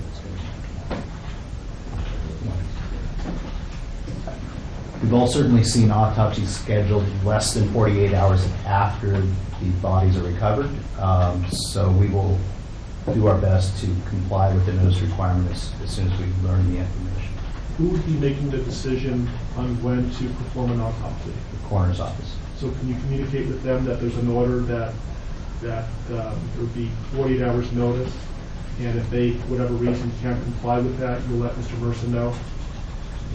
Is the court ordering that the autopsy not be conducted earlier than 48 hours after the recovery of the bodies? No. Okay. What I'm saying is I'm ordering that you notify the coroner that there's an order that Mr. Mercer is entitled to 48 hours notice, and if they are intending to perform the autopsy sooner than that, they need to let you know before it starts so you can give Mr. Mercer reasonable notice. Yes, sir.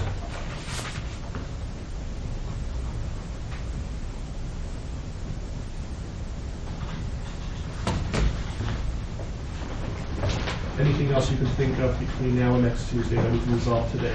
Yeah. Nothing from the prosecution. Nothing from the defense, thanks. Okay. All right, we'll see you next Tuesday at 10 o'clock or Monday when we are at this point.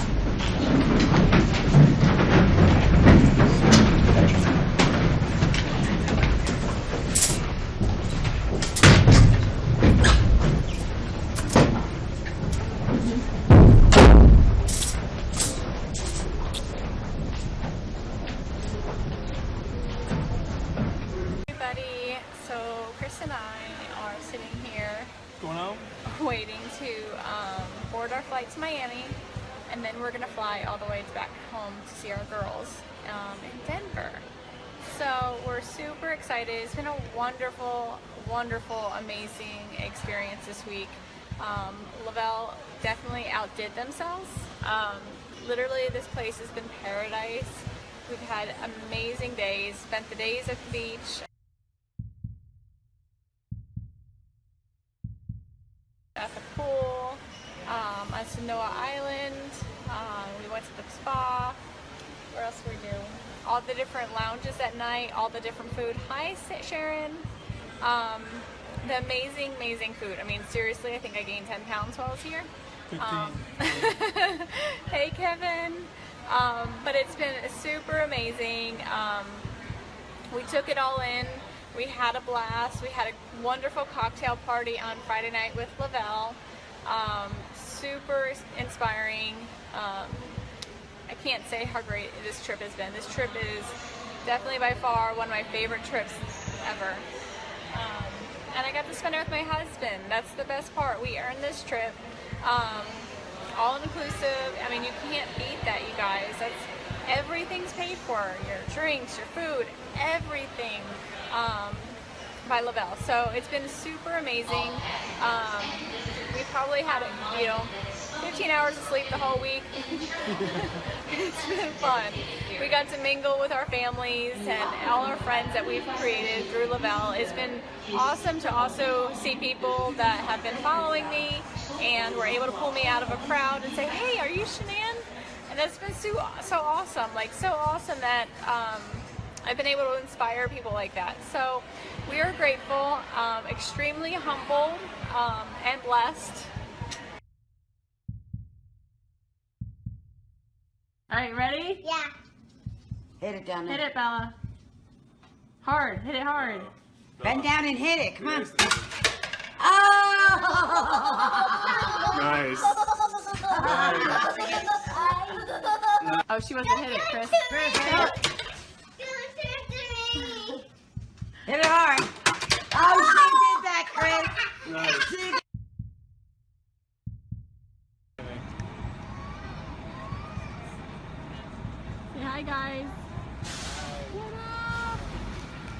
just CC downtown Denver, like cruising on Chris's shoulder. She's definitely working him. Hi, CC.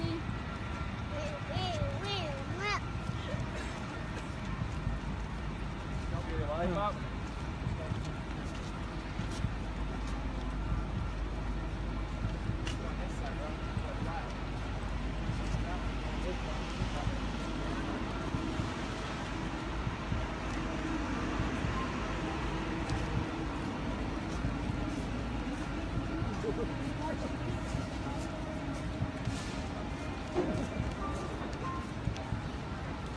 Susie's been taking a wear tear on Chris's shoulders. Cece. Where you going, Cece? Where you going, bro? Come on, Bella. Yeah. Celeste. Bella. Come on, B. Bella's falling asleep too. Doesn't want to hold. She's doing the crab walk. Crab walk. I'm sorry. Oh, torture your children. Make them walk downtown Denver. Poor kids. Poor daddy's shoulders. Cece.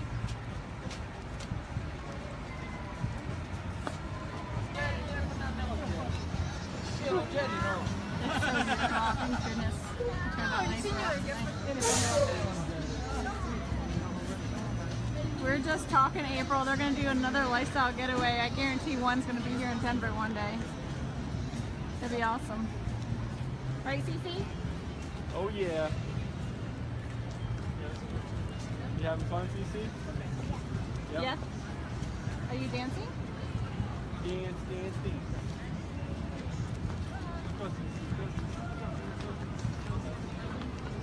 Hey, you're asking for it, dude.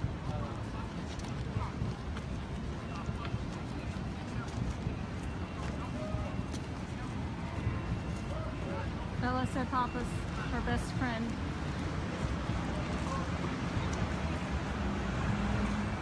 Bring it on, come on, come on. Susie's breaking Daddy's shoulders.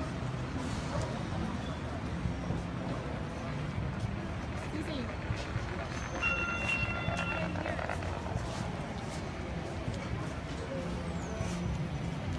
There's Mimi and Papa with Bella. And downtown Denver. So different when it's not late at night.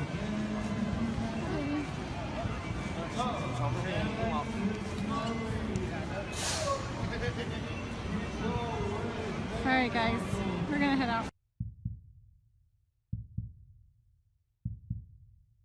So I'm gonna get 8 ounces of water real quick. Hold on. Do you want to get a cup? Got Dieter here. He's not leaving us alone. What's up, babe? Say hi. Oh, there's Dieter. It's really cool packaging they got too. I like it. I like 4 or 5 pieces of ice cubes, like 3 or 4 pieces of ice cubes in mine.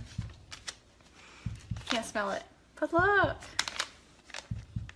I'm so excited for you, Shannon. I'm going to shoot you a message when I get off here. I just put the kids down. Don't mind me, guys. I'm in my pajamas already because it's bedtime. It smells good. Oh my god. Smell that. That's good. Christina says it tastes like my favorite ice cream. I'm so excited. I love green mint ice cream. It's my absolute favorite. And it's not just mint ice cream. It has to be green mint. Because, yeah, I'm weird like that. So, I am so excited. And all you do is shake, shake, shake. Kids are down. They're going to be jealous because, yeah. They love candy cane. I'm so excited. Oh my goodness. It does smell like my favorite ice cream. I'm only going to give Chris a little bit because I don't think I'm going to want to share this.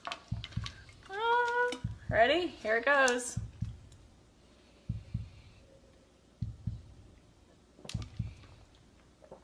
Oh yeah.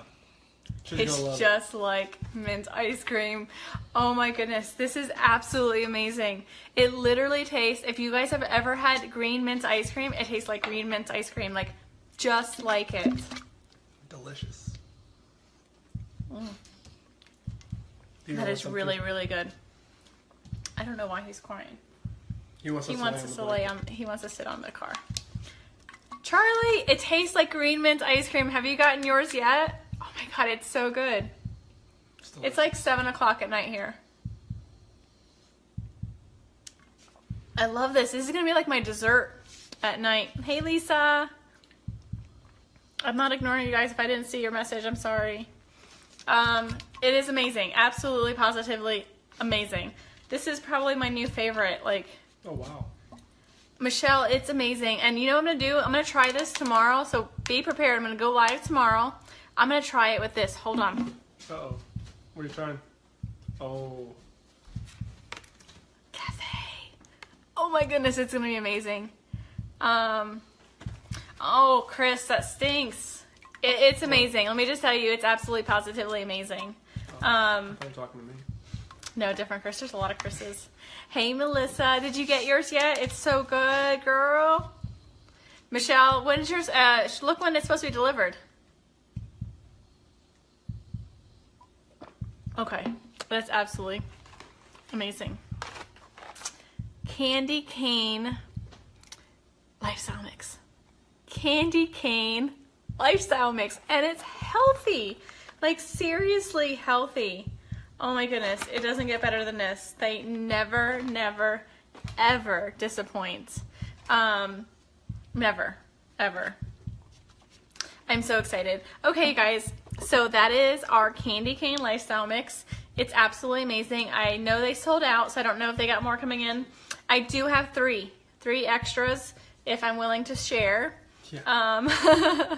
So anyone wanting to start the Thrive experience, I have 3 extra candy cane for you. Herb, I got you covered. It's so good.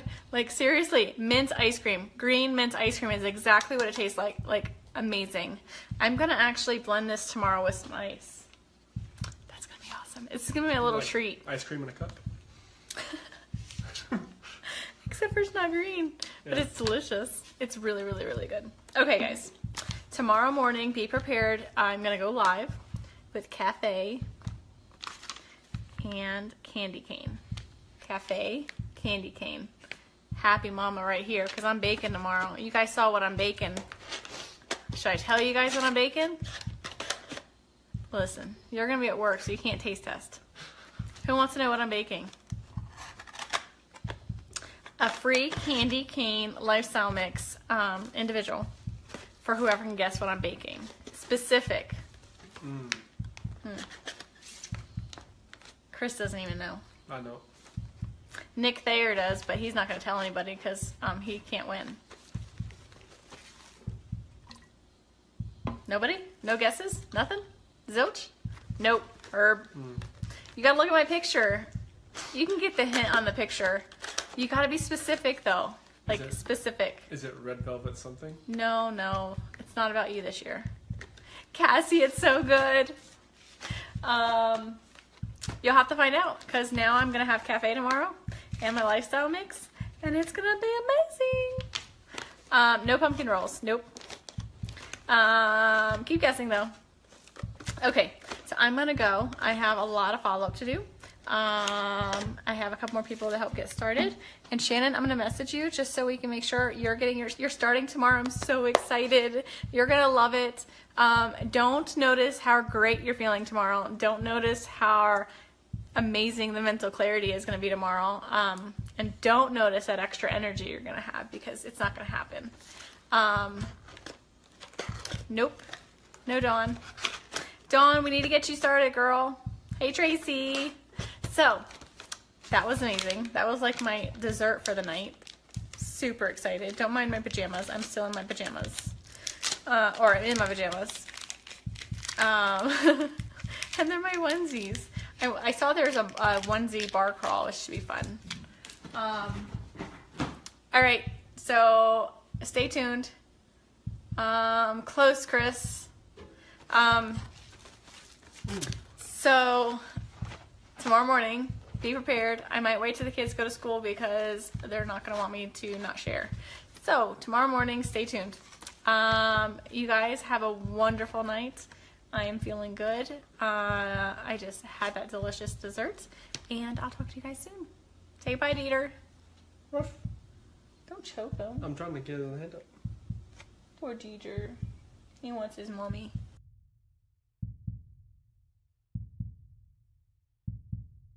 I think that's about it. Today's Sunday. Chris ran at 6 o'clock in the morning on a Sunday on his day off. What'd you do, 5 miles? Well, come over.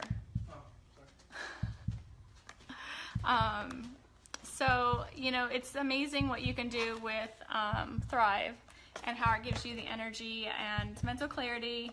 How are you watching and you're sitting right here? I'm right here. Weirdo. So Chris has lost a significant amount of weight since you started Thrive. How much? 50 pounds. And he's in a medium. He went from a 2X to a medium. And that was before, most of it was before Duo. Oh yeah, all of it was. And Duo is new. So, you know, filling in those nutritional gaps, helping your body, you know, feed itself with the premium nutrition, helps your body crave less. You definitely eat healthier. We haven't changed our diet. As you see, we've eaten banana bun bread this week. We've had brownies. And, you know, I'm sneaking in candy corn here and there. So, it's amazing. Thrive has a lot of benefits for everybody. Go Chiefs. Who won that game a couple weeks ago? I believe the Steelers won that game, if I recollect. Love you, Jess. I'm waiting. She's a diehard Chief fan. Diehard. So if you guys want more information, if you are looking to try it, shoot me a message. If you're one of Chris's friends, shoot him a message and he can get you some more information as well. We have 2 spots left for either the cafe for free or your DFT, regular DFT. So shoot me a message. Thanks everyone for hopping on. I see a lot of my faves are on here. Nikki, I sent you a message. Amy, I saw your message. I'll respond back here in just a minute. Who else is on that I missed? Okay, so Amy's sending us some Steelers stuff. I gotta send her some money too. Thrive Forever. Yes, it's amazing. So Christina just jumped on. Hi, Christina. Hey, I'm sending over Cece's smallest jersey for you to put on Coral. Tell DJ if he doesn't have a jersey for her, we're getting a Palomalu jersey. Perfect size for Coral. This still fits Cece, so tight. So you better tell DJ he better hurry up and get her whatever jersey you guys like. So Amy, that's coming your way too because Cece's growing out of it. It's a Palomalu 12-month jersey, but it still fits her and she's a chunk. It's a good luck jersey. It is a good luck jersey, so we haven't parted with it yet because it's good luck. So, does anyone have any questions that's new and would like? You can use credits today, so if you have Lavelle credits, you can use credits to buy the Duo, DFT Duo. So yeah, I think that's it. Anyone have any questions? Once, going twice. I forget what else I was going to say. I want a cafe right now with my lifestyle mix though. Alright. So McKenna will have plenty of time to wear it because it's, you know how they're larger. They wear larger, so. Alright, so shoot me a message. I'm going to go celebrate with a piece of banana nut bread. Just kidding. Maybe. So if you guys have, shoot me questions if you guys have any questions. Thanks for hopping on. Go Steelers. And talk to you guys soon. Hey, Christina, call us tonight about 6:30 our time. No, Eastern. 6:30 our time? Yeah, 6:30. We'll start the chant. Oh girl, she's teeny tiny. It'll perfectly fit her. If Cece's wearing this now and she's in 3T, she'll totally be able to wear it for a while. It's just worn. It's definitely worn. Bella's worn it. Cece's worn it. It's our favorite jersey. So, anyone? Oh, that's what I wanted to say. anyone is interested in earning over $1,300 in legit cash and bonuses, shoot me a message. Company offers a huge incentive. Perfect time for Christmas. So if you're ready to start, it's free. You can promote the company for free. You can be a customer for free. So shoot me a message. I'd love to help you. I'd love to give you at least the information so you can kind of decide what you want to do. You can thrive for free. We've been thriving for free for 20 months. So super, super awesome. So talk to you guys later. Hey, Jess. I saw you hop on. I think that's it. If I forget, I'll come back. We'll come back with Cece and Bella later, and we'll do the Here We Go Steelers chants because they love it. And Amy, we'll have to get you in, FaceTime in, and we can do it together. All right, guys. Have a wonderful day. Hey, beautiful. Your Honor, there are no words to adequately describe the unimaginable tragedy that brings us before this court today. By my comments, I'm not even going to try to express the horror, the pain, or the suffering that the defendant has caused to these families, to this community, and to all who are a part of this investigation. However, I do want to spend a few minutes sharing with the court the details of the crime, as so far you've only had an opportunity to review the affidavit and a few facts here and there that have been offered to the court in the motions and pleadings that have been filed. The questions that have screamed out to anyone who will listen since August 13th of 2018 are why and how. Why did this have to happen? How could a seemingly normal husband and father annihilate his entire family? For what? These are the questions that only one individual in this courtroom or on this planet knows the answers to. I fully expect we will not receive the answers to these questions today, nor will we at any point in the future. I don't expect that he will ever tell the truth about what truly happened or why. Even if he did, there is no rational way that any human being could find those answers acceptable responses to such horrific questions. The best we can do is try to piece together some kind of understanding from the evidence that is available to us. And the evidence tells us this: the defendant coldly and deliberately ended 4 lives, not in a fit of rage, not by way of accident, but in a calculated and sickening manner. Shanann was 34 years old. She had married the defendant in November of 2012. Over the weekend leading up to August 13th, she had been at a work conference in Phoenix, Arizona, and returned home in the early morning hours of August 13th. We know that she got home about 1:45 in the morning. The doorbell camera on their home shows her arriving back home from the airport. Shortly thereafter, at least according to the defendant, they had what he referred to as an emotional conversation about the state of their marriage and about what their lives would look like going forward. What was said during that emotional conversation, only he knows. What we do know is that shortly after that, the defendant strangled her to death with his own hands. We know that he slowly took her life the morning of August 13th. We know that this was not done in an uncontrolled, vengeful manner that he tried to describe to agents from CBI and the FBI. If that were the case, you would expect to see vicious, horrible bruising about her neck, shoulders, and face. You would expect to see the hyoid bone in her neck broken. You would expect to see some kind of defensive wounds on his body as she struggled and fought for her own life. None of those are present. The only injuries that were on Shanann's body were one set of finger or bruising, what appeared to be fingernail or finger mark bruising to the right side of her neck. We know that our experts will tell us that it takes 2 to 4 minutes to strangle someone to death manually with their own hands. The horror that she felt as the man that she loved wrapped his hands around her throat and choked the life out of her must have been unimaginable. Even worse, what must Bella, age 4, and Celeste, age 3, must have experienced or thought as their father, the one man on this planet who was supposed to nurture and protect them, was snuffing out their lives. They both died from smothering Let me say that again. The man seated to my right smothered his daughters. Why? Imagine the horror in Bella's mind as her father took her last breaths away. Your Honor, understand very clearly, Bella fought back for her life.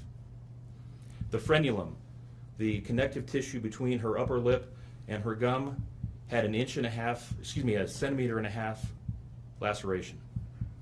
She bit her tongue multiple times before she died.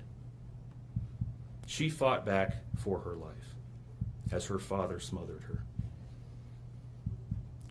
Celeste had no such injuries. In fact, she had no external injuries at all. But according to the medical examiner, she was smothered nonetheless. The defendant then methodically and calmly loaded their bodies into his work truck, not in a hasty or disorganized way. He was seen from the neighbor's doorbell camera backing his truck into the driveway, going back and forth into the house and back out to the truck 3 different times, 1 time for each of their bodies. He then drove them away from their family home 1 final time, intent on hiding any evidence of the crimes that he had just committed. In one final sign of callousness for his wife, his daughters, and their unborn son, and their remains, he drove them to a location that he thought no one would ever find them, to one of the oil tank batteries with which he was so familiar. He knew this was safe. He had texted a coworker the night before saying, "I'll head out to that site. I'll take care of it." He had carefully ensured that he would be alone in the middle of the plains to secrete away the remains of his family in a place that he hoped they would never be found. In one final measure of disrespect for the family he once had, he ensured that they would not be together, even in death, or so he thought. He disposed of them in different locations. He buried Shanann and Nico in a shallow grave away from the oil tanks. Bella and Celeste were thrown away in the oil tanks at this facility. Different tanks, so these little girls wouldn't be together in death. Imagine this, Your Honor. This defendant took those little girls and put them through a hatch at the top of an oil tank, 8 inches in diameter. Bella had scratches on her left buttocks from being shoved through this hole. A tuft of blonde hair was found on the edge of one of these hatches. The defendant told investigators that Bella's tank seemed emptier than CC's because of the sound that the splashes made. These were his daughters. Significantly, when his coworkers arrived at the tank battery later that morning, to a person, they all described him as acting completely normally. It was a normal workday, even while his daughters sank in the oil and water not far away from him. And then his efforts at deception truly began. We've all seen the emotionless interviews that the defendant gives to the local media, asking for help in locating his family. We watched as he claimed that the house was empty without them, and that he hoped that they were somewhere safe, and that he just wanted them to come home.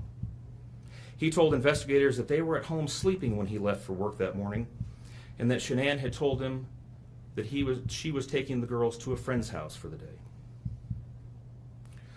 What is striking about this case, Your Honor, beyond the horrors that I've already described to you, is the number of collateral victims that he created by his actions.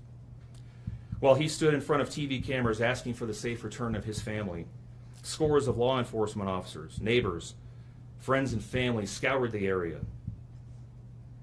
fretted for their safe return. They texted him begging for any information and sending him their best wishes, all the while he hid what he had done. The list of indirect victims does not end there. Think of the firefighters and the Colorado State Patrol hazmat experts who had to don protective suits and who were called upon to pull Bella and Celeste out of those oil tanks. Or the coroner employees who had to conduct these autopsies. Or the victim assistants who frantically attempted to ease the suffering of those affected. all of this, Your Honor, for what? Why? Why did this have to happen? His motive was simple, Your Honor. He had a desire for a fresh start, to begin a relationship with a new love that overpowered all decency and feelings for his wife, his daughters, and unborn son. While Shanann texted the defendant over and over again in the days and weeks leading up to her death, attempting to save her marriage, the defendant secreted pictures of his girlfriend into his phone and searched and texted her at all hours of the night. While Shanann sent the defendant self-help and relationship counseling books, one of which, ironically enough, was thrown in the garbage, he was searching the internet for secluded vacation spots to take his new love in researching jewelry. And while Shanann took the girls to visit family in North Carolina, the defendant went to car museums and the sand dunes with his new girlfriend. The stark contrast between the subjects of their internet and text content is absolutely stunning. Even the morning after he killed them and disposed of their bodies, he made several phone calls. One was to the school where the girls were supposed to start, telling the school that the girls would not be coming to school anymore, that they were being unenrolled, presumably to give him some more time before law enforcement notification about them going missing. He contacted a realtor to start discussing the selling of his house, and he texted with his girlfriend about their future. None of this answers the questions of why, however. If he was this happy and wanted a new start, get a divorce. You don't annihilate your family and throw them away like garbage. Why did Nico, Celeste, Bella, and Shanann have to lose their lives in order for him to get what he wanted? Your Honor, justice demands the maximum sentence under the agreement reached by the parties. As you will recall, the agreement calls for life sentences as to Shanann, Bella, and Celeste, and all of those to run consecutively to one another. It also calls for the count of unlawful termination of a pregnancy as to Nico to run consecutively to counts 1, 2, and 3. I would suggest that the extreme aggravation present in the defendant's conduct and in the efforts that I have described mandate that the sentences for counts 7, 8, and 9, the tampering with a deceased human body, each be the maximum of 12 years, and that those sentences run consecutively to one another. It is very clear that each of these acts, that these were not the subject of one act, but each oil tank that he walked up with his daughter's bodies and the hole that he dug for his wife and unborn son mandate a mandatory consecutive sentence. It's been alluded to this morning, but the defendant was certainly eligible for the death penalty in this case under the existing law in the state of Colorado. As you heard, Shanann's family strongly opposed my office seeking the death penalty and being bound to the criminal justice system for the next several decades. That's in large part, as you've heard, why we have reached the agreement that we have. 4 lives were lost at the hands of the defendant on August 13th for reasons that we will never fully understand, nor will we know. In the end, the Rusick family was much more merciful towards him than he was towards his wife, his daughters, and his unborn son. Prison for the remainder of his life is exactly where he belongs for murdering his entire family. Thank you. Presiding. Good morning and welcome to be seated.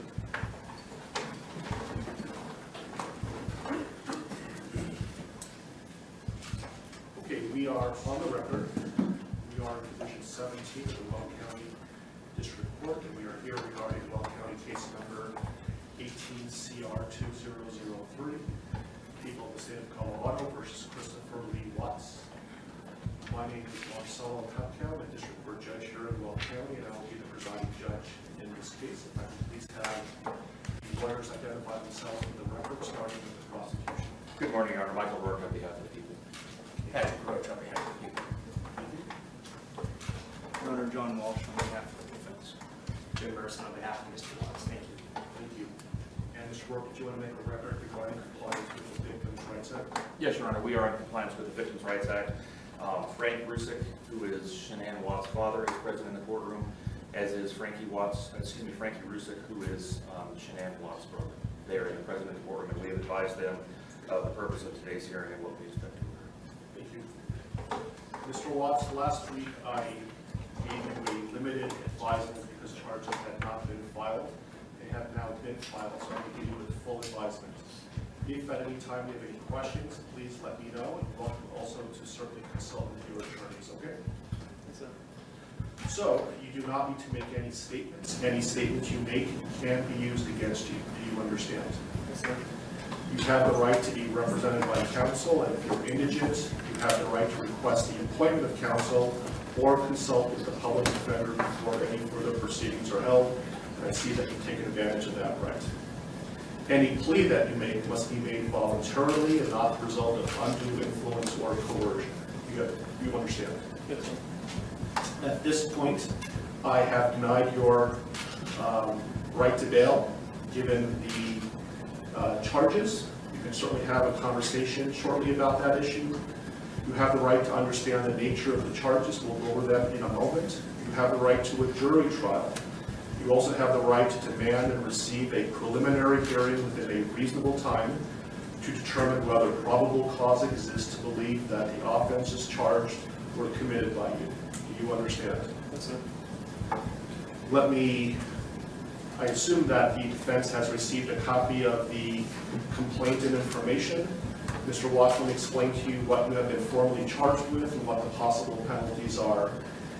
Count 1 alleges that on or about August 13th, 2018, Christopher Lee Watts unlawfully, feloniously, after deliberation, and with the intent to cause the death of a person other than himself, caused the death of Shanna Watts in violation of Colorado Revised Statutes 18-3-102, subsection 1, subsection 8, and that crime is classified as murder in the first degree, a class 1 felony. Do you understand? Count 2 alleges murder in the first degree, also a class 1 felony, and it reads that between and including August 12, 2018 and August 13, 2018, Christopher Lee Watts unlawfully, feloniously, after deliberation, and with the intent to cause the death of a person other than himself, caused the death of Bella Watts in violation of Colorado Revised Statutes 18-3-102, subsection 1, subsection 8. Do you understand? Yes, sir. Count 3 alleges murder in the first degree, a class 1 felony, and specifically it alleges that between and including August 12, 2018 and August 13, 2018, Christopher Lee Watts unlawfully, feloniously, after deliberation, and with the intent to cause the death of a person other than himself, caused the death of Celeste Watts in violation of Colorado Revised Statutes 18-3-102, subsection 1, subsection 8. Do you understand? Count 4 alleges murder in the first degree, a class 1 felony.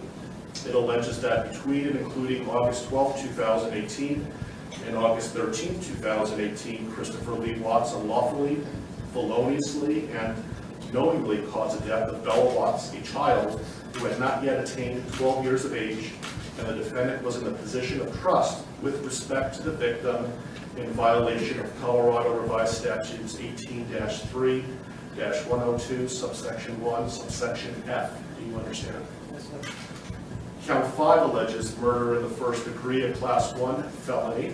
It alleges that between and including August 12, 2018 and August 13, 2018, Christopher Lee Watts unlawfully, feloniously, and knowingly caused the death of Celeste Watts, a child who had not yet attained 12 years of age, and the defendant was in a position of trust with respect to the victim in violation of Colorado Revised Statutes 18-3-102, subsection 1, subsection F. Do you understand?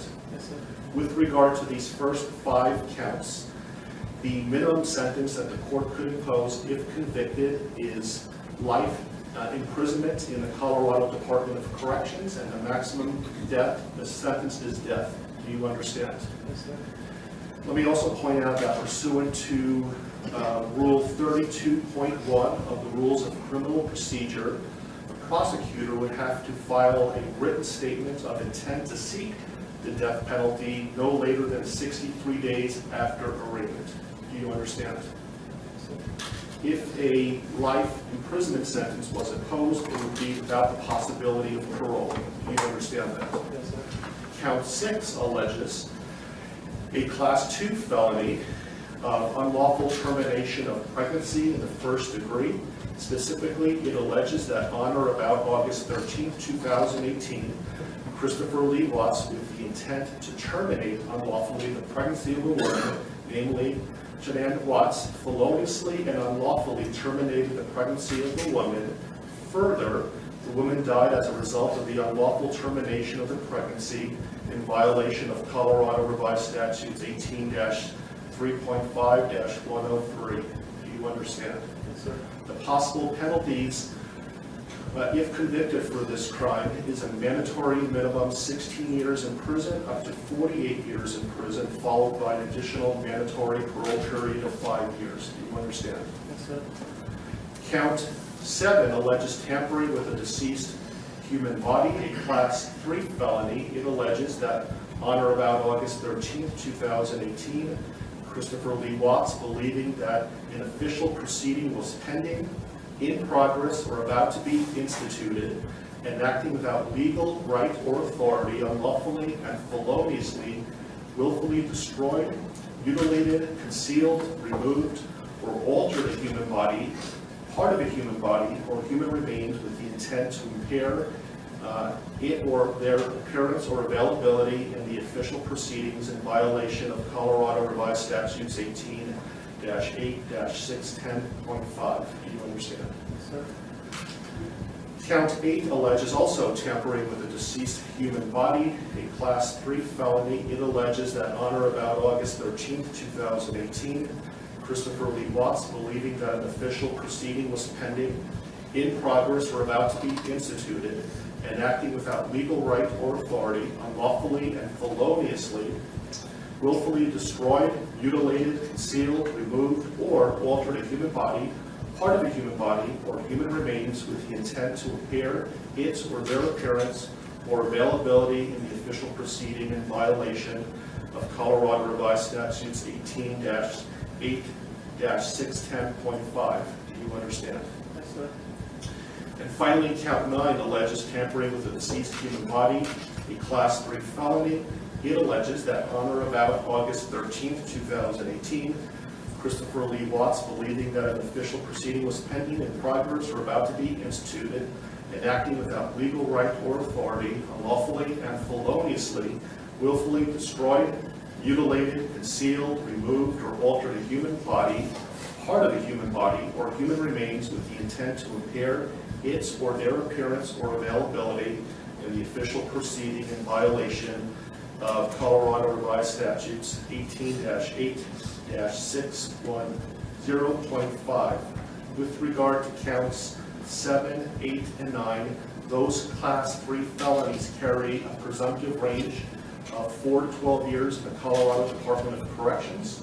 If there were sufficient mitigating circumstances, the minimum could be as low as 2 years. If there were sufficient aggravating circumstances, as many as 24 years. And any prison sentence would be followed by an additional mandatory parole period of 3 years. Do you understand? Yes, sir. Do you have any questions about what I've said so far? Yes, sir. And Mr. Merston, has your office filed a written intent to seek a proof evident presumptive rehearing? Not yet, Judge, but we will be following that. This case will be Mr. Walsh's and Ms. Harold's. They were the attorneys listed on the, I believe, the most recent pleading from the defense. Okay, thank you. And I would point out, Mr. Watts, that the prosecution also indicated in the complaint and information that these were acts of domestic violence. Do you understand that? Yes, sir. Okay, thank you. And so, Mr. Walsh, what is your request today? Your Honor, considering that we haven't received any discovery of the case, we're not in a good position at this point to advise the court about what kind of time we'll need My suggestion to the court is that the court allow Mr. Watts to reserve the preliminary hearing in the case, reserve the proof evident hearing, and set the matter for a status conference about 60 days out. So just to be clear, he is waiving his right to have a preliminary hearing within 35 days, that he's not seeking a proof evident presumption great hearing prior to the setting of the status conference in about 60 days, but he's reserving his right to have those hearings in the future, but not necessarily within 35 days. Is that right? Yes, Your Honor. We've spoken about those issues. And do you understand what we're talking about, Mr. Watts? Yes. Do you have any questions about that? Okay. And Mr. Rourke, do you have any objection to that request? No, Your Honor, that seems like the prudent way to proceed at this point. Okay. Let me give you a date that, how does, so 60 days is about October 20th or so. I have October 11th. Does that date work for the parties? I can go a little bit further if you like as well. I think a little bit further would make sense, Your Honor. Thank you.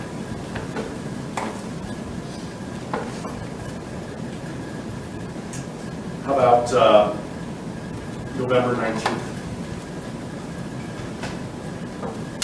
While we're waiting for lawyers to let me make a record that the court's going to find that Mr. Watts is knowingly, intelligently, and voluntarily waiving his right to have a preliminary hearing within 35 days. And while he has not asked for a proof evident presumption great hearing yet, I'm told that he will, but he's not requesting that hearing prior to the status conference that we're setting today. Agreed? Yes. That date works fine with the defense, Your Honor. Thank you. Your Honor, I spoke to the Rusiks, and that is fine with the people as well as the victims. How is late morning on November 19th? Anytime, Your Honor. Late morning is fine. Very good. How about 10:30? That'll work for the people. And that will be in Division 16. I apologize for the bouncing around of division, but my courtroom obviously is not big enough, and I will keep you updated on where the divisions are going to be, but the next court date will be in Division 16. Are there any other questions, comments, concerns, anything that we can address today before us recessing? I think there are a couple of things outstanding, Your Honor, and first I wanted to address one very ministerial point of clarification with respect to the standing decorum order that the court entered yesterday. By its terms, and when the court defines the applicable areas, that includes my office, specifically the boundaries of the district attorney's office. I just wanted to make a request for clarification that the terms of this order do not apply to the conduct that occurs within my office itself. Agreed. Thank you. Otherwise, I have provided a copy of this to the employees of my office, and we will be providing it to law enforcement after this hearing is on. Thank you. I also intend on issuing a case management order later today, so be on the lookout for that. I don't know if the court has the desire at this point this morning to address a couple of the other outstanding motions that the Public Defender's Office has filed that we had entered or filed responses to. We have not addressed motions 2, 3, 5, and 7. And those are the defense motions 2, 3, 5, and 7. And for the record, our responses were C, D, E, and F. I don't have those motions in front of me, but I know that I issued a number of written orders yesterday. Did you receive those? I received written orders, but not as it relates to those 4, so perhaps they just haven't reached my desk yet. If they haven't yet, I will issue a written ruling. We'll be getting them shortly. But I issued a number of orders yesterday. Your Honor, does that include, I did get the order on motion 5 and motion 7. Does that include motions 2 and 3 then that the court would? Remind me what 2 and 3 are again? Motion 2 is the motion to allow confidential defense experts to be present for any testing. And we did have a bit of additional argument on that if the court wanted to hear it. Motion 3 is a motion for a protective order. I prefer they put it in writing, then I'll issue a written order with regard to that. Is that something that's time sensitive? I think it could be, Your Honor. I can't speak for the district attorney, but it could be. I can tell the court, understanding what Mr. Walsh is referring to in motion number 2, it is not something that is going to occur in the next day or two, so it's not time sensitive in that respect. So you'll be received, if you want to put something in writing, you're welcome to, and I will issue a written order in a timely manner. Does the court want to give us a deadline for that? Sure, when would you like to file a response? I can have it done in a day or two. Okay. And so, do you have control, Mr. Warren, as to when the testing is going to occur? Absolutely, I can certainly make clear to our forensic agents that pending the litigation or the receipt of a court order on this, that we will not do any forensic testing. That'd be great. So did you want to have time to file a reply to the response? If necessary, if I could have 3 business days to file a response to whatever Mr. Walsh files in the next couple of days, I would appreciate that. Okay, so Mr. Walsh, can you have something filed by close of business tomorrow? Yes, sir. Okay, so close of business on Monday, Mr. Warren? Yes, sir. Then I'll have something to the parties by midweek next week. Thank you. Any other issues that we can resolve today? Not for the people around. No, Your Honor. Okay. Okay, we are in recess. Thank you for your time.